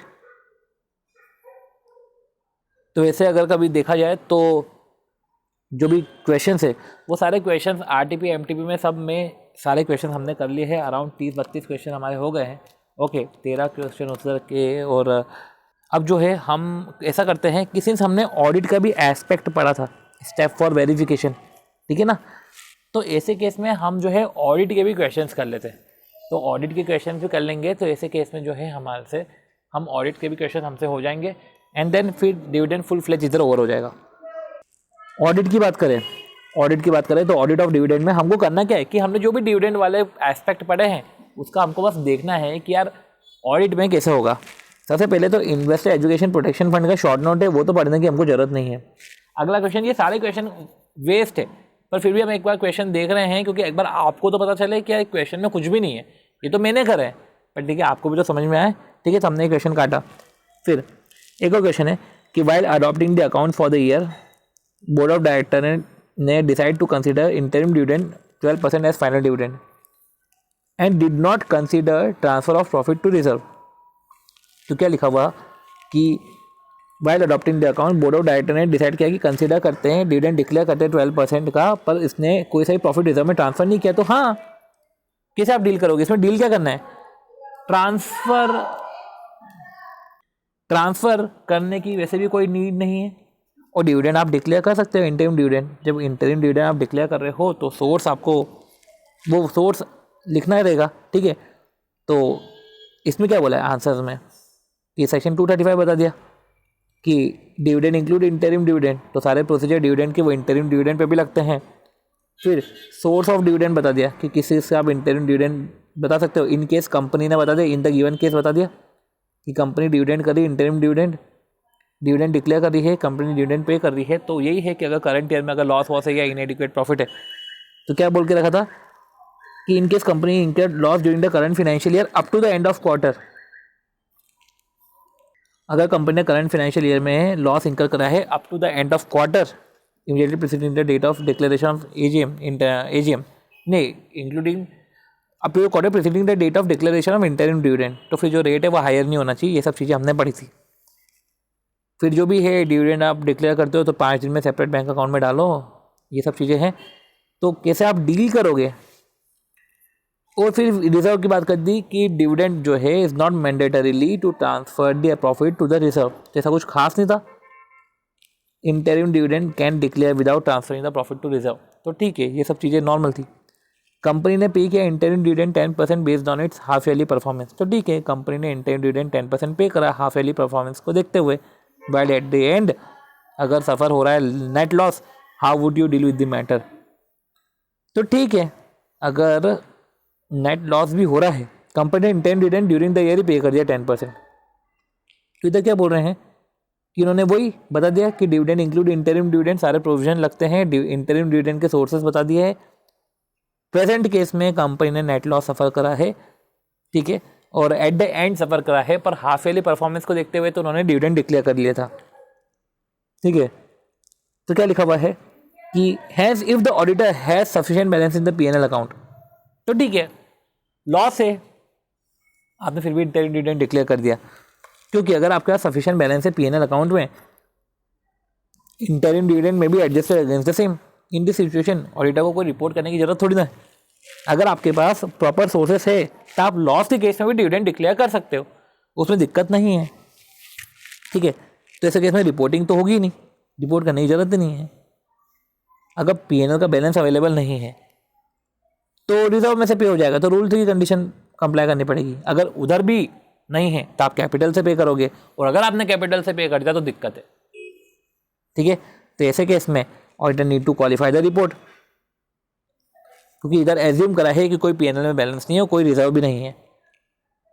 ओके, चलो क्वेश्चन 4 क्या था कि P limited propose to pay dividend 25% on its equity shares and it further propose to transfer 20% net profit to reserve, ठीक है। तो डिविडेंड भी पे कर रहा है, रिजर्व में भी ट्रांसफर कर रहा है। ऑडिटर ने ऑब्जेक्ट करा stating that 10% is the maximum permissible limit, तो क्या 10% है क्या मैक्सिमम परमिसेबल लिमिट? नहीं, ऐसा तो कुछ भी नहीं है। तो क्या बोला है कि तो इधर अगर हम देखें तो अगर डिविडेंड 25% पे कर रहे हैं तो डिविडेंड के पेमेंट करने का पूरा सोर्सेस बता दिया कि प्रॉफिट से पे करोगे आफ्टर प्रोवाइडिंग डेप्रिसिएशन, वो सारे सोर्सेज बता दिए। फिर कंपनी पे कर सकती है before the declaration of dividend, company में before the declaration of dividend such % of profit reserve में ट्रांसफर कर सकती है, तो सही है ना, कोई दिक्कत थोड़ी ना है। एज्यूम करो कंपनी ने डेप्रिसिएशन रिक्वायरमेंट को कंप्लाई करा है, ठीक है। डेप्रिसिएशन भी क्या है अपन देखते हैं ना, depreciation in accordance with the provisions of 126 subsection 2, ठीक है। आफ्टर प्रोवाइडिंग डेप्रिसिएशन तो ठीक है ना, ये तो सही है, dividend can be declare without transfer any profit to reserve, ठीक है। तो पूरा लॉ का क्वेश्चन है। तो क्वेश्चन 5, स्टैट्यूटरी ऑडिटर कैसे डील करेगा? पेड अप कैपिटल 1 करोड़ है, नेट प्रॉफिट भी 1 करोड़ है, ठीक है, फॉर ईयर 16-17 टू 18-19। अच्छा, नेट प्रॉफिट भी 16-17 से 18-19, मतलब पूरा बैलेंस ही बता दिया। कंपनी ने डिक्लेयर ही नहीं करा और रिजर्व में कोई अमाउंट ट्रांसफर ही नहीं किया। तो जब कंपनी ने डिक्लेयर नहीं करा और रिजर्व में कोई सा अमाउंट ट्रांसफर नहीं किया इन दीज ईयर, मतलब पिछले 3 साल कोई डिविडेंड डिक्लेयर नहीं किया, और साथ ही साथ अमाउंट भी ट्रांसफर नहीं किया रिजर्व में, अब करंट ईयर में इनको डिविडेंड डिक्लेयर करना है। Entire profit was retain to PNL account. अब कंपनी में करंट ईयर में 2019-20 में प्रॉफिट कमाया 20 लाख का। Company also propose in 2019-20 to declare dividend 25% of capital out of accumulated profit.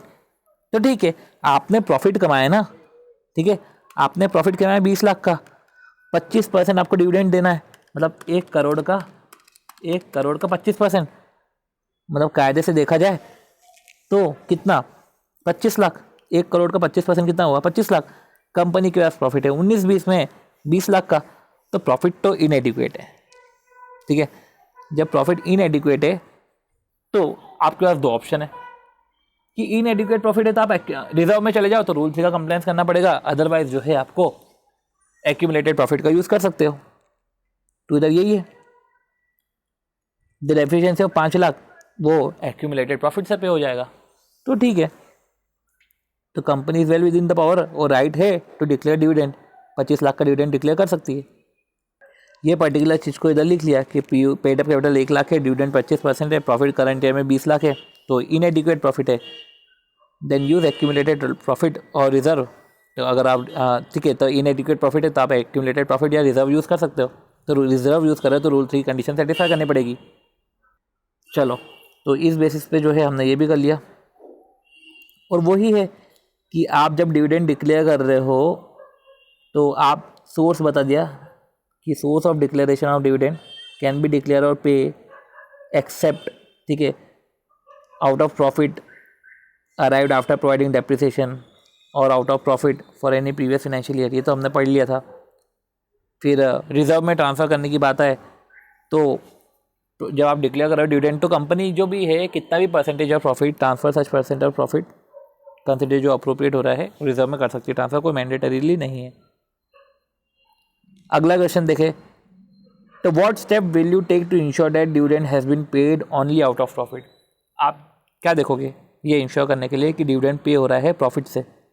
या तो please advise the relevant procedure that the statutory auditor should perform in respect of this area. अभी हम समझते हैं क्वेश्चन क्या है।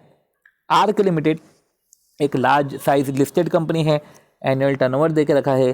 Company also plan to get listed in New York stock exchange. Good amount of dividend पहले भी pay करा है, ठीक है, और during the year to its share holder which is significantly higher than the compare to earlier year.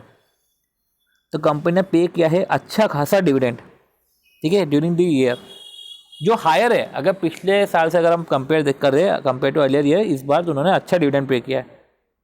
Statutory auditor would like to focus on this aspect at a time of statutory audit. अब statutory auditor इस पे ही focus कर रहा है, क्या ज़्यादा dividend pay कर दिया है। तो ऐसे केस में क्या है, क्या क्या आप चीज़ें देखोगे? तो सिंपल सी बात है यार, आप सबसे पहले आप वही अपना पूरा वेरिफिकेशन ऑफ डिविडेंड की अगर हम बात करें तो क्या है, कॉम्प्रिहेंसिव में आप यही सब देखोगे ना कि आपने भले ही ज़्यादा डिविडेंड जो भी आपने डिविडेंड पे कर दिया है तो नज़र में आ गए। अब नज़र में आ गए हो तो वेरिफिकेशन करने के दौरान ये सब चीज़ें हैं कि डिविडेंड अगर आपने पे किया है तो डिस्ट्रीब्यूटेबल प्रॉफिट से ही पे किया है ना, वो जो सोर्सेस है। ओके चलो, रिजर्व से पे किया है तो रूल 3 का कंप्लायंस करा है कि नहीं करा है। फिर सेपरेट बैंक अकाउंट में ट्रांसफ़र कर देना, फिर स्पेशल बैंक अकाउंट में ट्रांसफ़र कर देना, आईपीएफ में ट्रांसफ़र कर देना रिस्पेक्टिव केसेस में। डिविडेंड वारंट के रिस्पेक्ट में डिविडेंड पे हुआ है कि नहीं हुआ है। एमओए एओए देख लेना, एग्जामिन करना कि यार डिविडेंड हम जिसको पे कर रहे हैं उसके पास क्या राइट भी है to ascertain the dividend rights to that particular class of share holder. Registers देख लेने का, क्या रजिस्टर देख रहे हो कि जो डिविडेंड पे हो रहा है तो पे टू दी मेंबर्स जिसका नाम एंटर्ड है, whose name is entered in the register of member at the date of AGM. Minute book देख लेना कि अगर डिक्लेरेशन ऑफ डिविडेंड है तो मिनट बुक में वो चीज़ें इनकॉर्पोरेट हुई है कि नहीं हुई है। तो वही सब चीज़ें हैं, वही सब चीज़ें।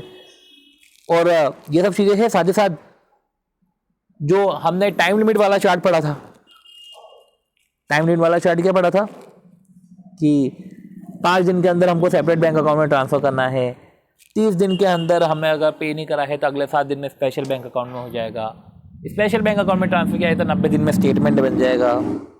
यही है, ठीक है, अनपेड डिविडेंड अकाउंट, फिर 90 दिन में स्टेटमेंट बन जाएगा। 7 साल में अगर पे नहीं किया है तो आईपीएफ में अमाउंट जो है ट्रांसफ़र हो जाएगा, शेयर्स भी साथ में ट्रांसफ़र हो जाएंगे, ठीक है। इसमें एक नई चीज़ ये भी थी, वो तो ठीक है वेरिफिकेशंस में पढ़ने में नहीं आया कि अगर कंपनी ने आउटसोर्स कर दिया है किसी को तो आउटसोर्स वाली कंपनी ने भी उसको कंप्लायंस कराया कि नहीं कराया। वही आउटसोर्स जो सर्विस ऑर्गेनाइजेशन, तो आउटसोर्स जिसको करा है वो भी लॉस का उन्होंने भी कंप्लायंस करा है कि नहीं करा है। ये सब चीज़ें थी। अगला क्वेश्चन देखें, तो management of limited company states that propose dividend does not represent a liability. तो ये तो हमने डिस्क्लोजर में पढ़ा ही था ना कि प्रपोज डिविडेंड वैसे भी लायबिलिटी नहीं है। अगला क्वेश्चन देखते हैं कि as the statutory auditor of the company comment on the following for the year ended 31 March 20 financial statement were adopted on 30 April. 31 March 20 के फाइनेंशियल स्टेटमेंट अडॉप्ट हुए 30 अप्रैल में। एट दिस मीटिंग डायरेक्टर ने propose करा dividend 19-20 का of 25%, ठीक है। Amounting to 10 lakh, पर कोई एंट्री पास नहीं करी। 31 मार्च 20 को फाइनेंशियल स्टेटमेंट ख़त्म हुए हैं, 30 अप्रैल को अडॉप्ट हुए हैं, ठीक है, 30 अप्रैल को फाइनेंशियल स्टेटमेंट अडॉप्ट हुआ है। डिविडेंड जो है 19-20 का, ठीक है, एट दिस मीटिंग, ये जो मीटिंग थी 30 अप्रैल, एक महीने बाद की जो मीटिंग थी, उस मीटिंग में डिविडेंड प्रपोज किया गया है, डिविडेंड प्रपोज किया गया है 25%, तो कोई एंट्री पास नहीं करी। देखो यार, प्रपोज डिविडेंड वैसे भी तुमने फाइनेंशियल स्टेटमेंट की बात करा है, तो ये तो event occurring after balance sheet date है। इनफैक्ट ये तो नॉन एग्जिस्टिंग इवेंट है, क्योंकि कोई सा इवेंट और सर्कमस्टेंस और कंडीशन वो तो एग्जिस्ट कर ही नहीं रही थी ना बैलेंस शीट डेट पे, तो कोई एंट्री पास नहीं करी। तो रही बात है तो डिस्क्लोजर इन शेड्यूल 3, एक minute, no entry was pass in for the propose dividend in the books since in the view of director same was not required, तो सही है। शेड्यूल 3 में सिर्फ डिस्क्लोजर जाएगा, dividend propose to be distributed, okay, dividend propose to be distributed to equity to preference, ठीक है, तो schedule 3 में तो चले जाएगा डिस्क्लोजर। तो प्रपोज डिविडेंड का जो डिस्क्लोजर है शेड्यूल 3 में, प्रेफरेंस शेयर होल्डर को आप कितना पे कर रहे हैं, तो propose dividend distributed to, amount of dividend propose to be distributed to equity preference share holder, dividend per share, और separate disclosure fix cumulative dividend to preference share holder, arrears of fix cumulative dividend. तो ये देख लिया। फिर AS4 में तो ये है कि एडजस्टिंग इवेंट तो नहीं है, ठीक है, तो no obligation exist at that time, ठीक है, तो कोई ऑब्लिगेशन तो एग्जिस्ट करती नहीं थी, तो ये कोई एडजस्टिंग इवेंट भी नहीं है, ठीक है। तो ये क्या बोला है AS4 में, इवेंट जो है वो आफ्टर बैलेंस शीट डेट है, समटाइम रिफ्लेक्ट होंगे फाइनेंशियल स्टेटमेंट में अगर स्टैट्यूटरी रिक्वायरमेंट है और because of the special nature, तो ऐसे केस में जो है हम इसको डिस्क्लोज कर देंगे, ठीक है, तो ऐसे केस में वो एडजस्ट हो जाएंगे, वो रिफ्लेक्ट होंगे फाइनेंशियल स्टेटमेंट में। तो ये पर्टिकुलर चीज़ इधर भी लिख ली कि dividend should reflect in financial statement अगर वो if there is statutory requirement, और अगर डिविडेंड या तो स्पेशल नेचर का है, ठीक है। तो in the present case no entry was pass, तो ठीक है, contention of management not to provide dividend is correct, ठीक है, नॉट टू प्रोवाइड डिविडेंड मतलब कि वो लाइबिलिटी नहीं शो करना था, ये करेक्ट है, ठीक है। तो अपना क्वेश्चन एड क्या था कि board of director of ACP limited ने रिकमेंड करा है डिविडेंड 15% का पेड अप कैपिटल 450 करोड़ पे, ठीक है, ईयर एंड 31 मार्च 20 और मीटिंग हेल्ड हुई मई में, ठीक है, जहाँ पे फाइनेंशियल स्टेटमेंट अप्रूव हुए 7 जुलाई को जो है 7 जुलाई 2020 board of director when they met on 7 July for the review of first quarter account, वो अपने डिसीजन से रिसाइन कर रहा है। मेरे को था बोर्ड ऑफ डायरेक्टर ने अपने जो है रिकमेंड करा था डिविडेंड, ठीक है, डिविडेंड रिकमेंड करा था मीटिंग में, ठीक है, और बोर्ड ऑफ डायरेक्टर फिर 7 जुलाई को रिसाइन कर रही डिसीजन से। तो मेरे को बताओ कि डिविडेंड रिकमेंड करा था उससे रिसाइन कर सकते हैं, तो यही हमने पढ़ा था कि डिविडेंड आप रिवोक नहीं कर सकते। देखो सी, डिविडेंड आपने रिकमेंड करा फिर आप रिवोक करोगे चलेगा, पर डिविडेंड आपने डिक्लेयर कर दिया फिर आप रिवोक नहीं कर सकते। तो यही चीज़ है कि डिविडेंड अगर आपने डिक्लेयर कर दिया है तो आप रिवोक नहीं कर सकते। ध्यान रखना कि बोर्ड ऑफ डायरेक्टर ने रिकमेंड करा है डिविडेंड फिर रिसाइन करा है, रिकमेंड करने के बाद रिसाइन तो कर सकते हो ना, बैलेंस AGM के पहले कर सकते हो, पर एक बार AGM में डिक्लेयर हो गया, मतलब 15 जुलाई के बाद, ठीक है, 15 जुलाई के बाद जो सॉरी नोटिस AGM जो 14 अगस्त है, 14 अगस्त की जो AGM है उसके बाद आप रिवोक नहीं कर सकते, ठीक है। तो यही था कि before the declaration of general meeting है ना, तो रिवोकेशन तो चलेगा, is well with in the power, क्योंकि वो डिविडेंड तो रिकमेंड करा था ना, कोई डिक्लेयर थोड़ी ना करा था, डिविडेंड तो रिकमेंड करा था, कोई डिक्लेयर थोड़ी ना करा था। तो यही है रेगुलेशन 80 बोलता है कि कोई भी डिविडेंड एक्सीड नहीं हो सकता जो अमाउंट, ठीक है, no dividend shall exceed the amount recommend by the board, उससे एक्सीड नहीं हो सकता पर रिड्यूस हो सकता है। फिर सोर्सेस हमने देख लिए, फिर डिविडेंड आपको पे करना पड़ता है 30 दिन के अंदर, वो सब चीज़ें थी। उन्होंने पूरा डिविडेंड के रिस्पेक्ट में जो बातें कर ली इन्होंने, कि जो पेमेंट के रिस्पेक्ट में, डिविडेंड पेमेंट रिस्पेक्ट में जो भी बेसिक बातें थी कि सोर्सेज ऑफ डिविडेंड है और 30 दिन में आपको पेमेंट करना है, ठीक है, और देखो डिविडेंड वंस डिक्लेयर बिकम डेप्ट and can not be revoked except in certain situation. तो डिविडेंड वंस डिक्लेयर्ड रिकमेंडेड नहीं, डिक्लेयर्ड डिविडेंड इज अ डेप्ट, propose dividend is not a डेप्ट। तो यही हमने इधर भी लिख दिया कि प्रपोज या रिकमेंडेड डिविडेंड है वो तो डेप्ट होता भी नहीं है, इज नॉट अ डेप्ट, हैंस कैन बी रिवोक, इसको रिवोक कर सकते हैं, हैंस कैन रिवोक। 1 सेकेंड, हाँ okay.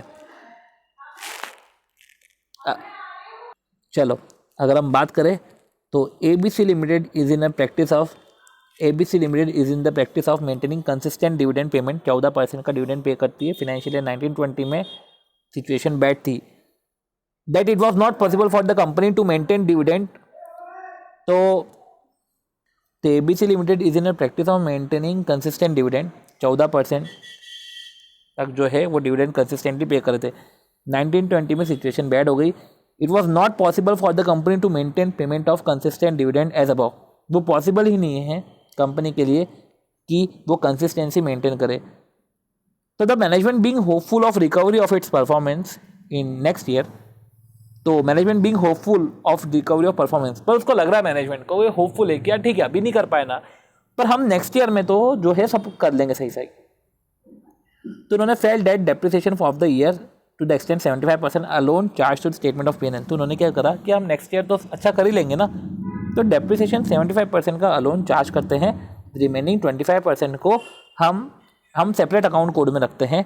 Debit balance adjustable against the revenue account, कि ये वो डेबिट बैलेंस है हम जिसको रेवेन्यू अकाउंट से एडजस्ट कर देंगे। अब मैनेजमेंट बोल रहा है कि it would be a fair practice if the depreciation for the asset is charged before the expiry of the life of the asset, तो it would be fair practice of accounting अगर depreciation for asset is charged before the expiry of life of the asset, कि हम जो depreciation of asset है भले ही हमने इधर 75% charge किया, पर हम before the life of the asset हम उसको चार्ज तो कर ही देंगे। तो हमने जो अमाउंट पार्क करा है असेट कोड में वुड अनफेलिंगली, मतलब सही है, to be adjusted to revenue before the close of next financial year. और हम कैसे भी वुड अनफेलिंगली हम फेल भी नहीं होंगे, 25% तो हम उसको नेक्स्ट ईयर के रिवेन्यू अकाउंट में से माइनस कर ही देंगे, एडजस्ट कर ही देंगे, कोई दिक्कत ही नहीं है, नेक्स्ट ईयर में हमको प्रॉफिट मिलने ही वाला है। तो analyse the issues state how the auditor should decide on this matter. तो सबसे पहले अभी हमने बात किया था कि करंट ईयर का डेप्रिसिएशन पूरा माइनस होता है ना, सोर्स ऑफ डिविडेंड में से अपन ने बोला, सोर्स ऑफ डिविडेंड में कि हमने क्या क्या पढ़ा था कि करंट ईयर का प्रॉफिट है, प्रीवियस ईयर का प्रॉफिट है, ठीक है, और अगर प्रीवियस ईयर का डेप्रिसिएशन प्रोवाइडेड नहीं है तो हम सारे डेप्रिसिएशन को माइनस करते हैं। तो यही है इसमें ही बोल के रखा है पहले 123(1) में, no dividend shall be declared और paid for any financial year except out of profit, मतलब कि आपको प्रॉफिट से पे करना पड़ेगा आफ्टर प्रोवाइडिंग डेप्रिसिएशन, ठीक है, एज पर शेड्यूल 2। और schedule 2 depreciation is to be paid charge over the useful life of the asset. Useful life of an asset is a period over which asset is expected to be available for use, ठीक है। The useful life asset वो longer नहीं होना चाहिए than the useful life specified in part C। Schedule 2 of Companies Act depreciation जो है वो useful life पे लगेगा। Useful life of an asset is the period over which asset is expected to be available for use, ठीक है। तो useful life जो है और विच एसेट जो अवेलेबल है, ठीक है, available for use by an entity और द नंबर ऑफ प्रोडक्शन या similar unit expected to be obtained from the asset, ठीक है। अब useful life shall not be longer. अब कंपनी अगर अपनी यूजफुल लाइफ सिलेक्ट करी है तो useful life of an asset shall not be longer, क्योंकि डेप्रिसिएशन चार्ज होगा यूजफुल लाइफ में और यूजफुल लाइफ लॉन्गर नहीं होना चाहिए than the useful life specified in part C of schedule 2। अगर company different useful life use कर रही है, justification for the difference shell be disclose in the financial statement. वो जस्टिफिकेशन कि हमने दूसरी यूजफुल लाइफ ली है और वो एक्सीड कर रही है, वो justification should be supported by technical evidences. ये तो पूरा यूजफुल लाइफ पे चले गया, तो एज एन ऑडिटर हमको ये देखना पड़ेगा। तो यही जो है थोड़ा सा हमने इसको सेपरेटली तरीके से लिख दिया है कि जो करंट ईयर और प्रीवियस ईयर के जो अनडिस्ट्रीब्यूटेड प्रॉफिट है उसमें से हम डेप्रिसिएशन तो माइनस करते हैं। अब सी जो डेप्रिसिएशन जो है as per the schedule 2, depreciation तो यूजफुल लाइफ पे ही चार्ज होगा। यूजफुल लाइफ क्या हो सकता है? यूजफुल लाइफ हो सकता है period over which asset is expected to be use, या नंबर ऑफ यूनिट हम जो एसेट से एक्सपेक्ट कर रहे हैं। यूजफुल लाइफ ऑफ एसेट अगर कंपनी जो सिलेक्ट कर रही है वो लॉन्गर नहीं होना चाहिए पार्ट सी ऑफ शेड्यूल 2 में जो पीरियड देके रखा है। अगर company different useful life use कर रही है, ठीक है, तो useful life shall not be longer, उससे लॉन्गर नहीं होना चाहिए। और अगर company different useful life use कर रही है, जस्टिफिकेशन ऑफ दैट डिफरेंस कि हमने डिफरेंट यूजफुल लाइफ क्यों चूज करी है, shall be disclose in the financial statements, को फाइनेंशियल स्टेटमेंट में बताओ और विद द टेक्निकल एविडेंस हमको बताओ, ठीक है, वो बताना रहेगा। तो ऐसा ऑडिटर उसको चेक करना रहेगा कि अगर डिफरेंट यूजफुल लाइफ है तो भैया डिफरेंट यूजफुल लाइफ आपने क्यों चूज करी, हमको एविडेंस से बताओ, क्यों बताओ कि हमारा कि ये यूजफुल लाइफ क्यों जस्टिफाइबल है। इन द प्रेजेंट केस, ठीक है, 75% एक डिविडेंड की कंसिस्टेंसी मेंटेन करने के लिए कि वो 14% जो भी डिविडेंड पे कर रही है उसकी कंसिस्टेंसी मेंटेन करने के लिए कंपनी ने 75% अभी चार्ज किया, 25% उन्होंने सेपरेट अकाउंट कोड में रखा। तो management not correct dividend paid only out of profit after providing depreciation can't keep in separate account code, ठीक है। तो auditor should ensure that compliance of 143 and schedule 2 in case management do not comply with the provisions. तो ऐसे case में auditor को अपनी report qualify करनी पड़ जाएगी, ठीक है। तो percentage of amount is not can not B parked in separate account code. तो ये जो है हमने इसको भी इधर लिख लिया है कि 75% आपने चार्ज करा है और 25% अगर सेपरेट अकाउंट कोड में रखा है तो ये सब नहीं चलेगा, रिपोर्ट क्वालिफाई हो जाएगी। जैसे कि इसमें रिपोर्ट जो है वो क्वालिफाई हो जाएगी, ठीक है। सो इस तरीके से हमारे डिविडेंड के सारे क्वेश्चंस ओवर होते हैं, सारे अच्छे क्वेश्चंस ओवर होते हैं। काटो सबको, क्योंकि अब ये पढ़ने की ज़रूरत नहीं है, ठीक है। Okay, one second. So over कर दिया अपन ने। और इस तरीके से जो है हमारे सारे जो इम्पॉर्टेंट चीज़ें थी, सारी जो एडिटिंग थी, वो सारी एडिटिंग हमने ओवर कर ली है। और कायदे से अगर हमने कितने क्वेश्चंस करे हैं 24 एंड अराउंड 32 9 40 टू 45 क्वेश्चंस हमने जो है डिविडेंड के ओवर करे हैं in this 1 hour 50 minutes session. मतलब कि 110 मिनट में 40 से 45 क्वेश्चन हमने करे हैं और अच्छे से ही करे हैं यार, ठीक है। सो अच्छा लगा ये डिविडेंड का चैप्टर करके कि सारे क्वेश्चन एक जगह हमने क्लब कर दिए, ऑडिट और लॉ के सारे क्वेश्चंस, ठीक है। तो जरा से भी हेल्प मिलती हो प्लीज़ लाइक सब्सक्राइब जो भी है, पर कमेंट एटलीस्ट करना, तो कि क्या है इसमें हेल्प मिल जाएगी कि यार आगे किस तरीके से हम जो है वीडियो बनाएं, तो आगे के जो नोट्स और वीडियोस में उसमें हेल्प मिल जाएगी। Thank you and have a nice day, bye.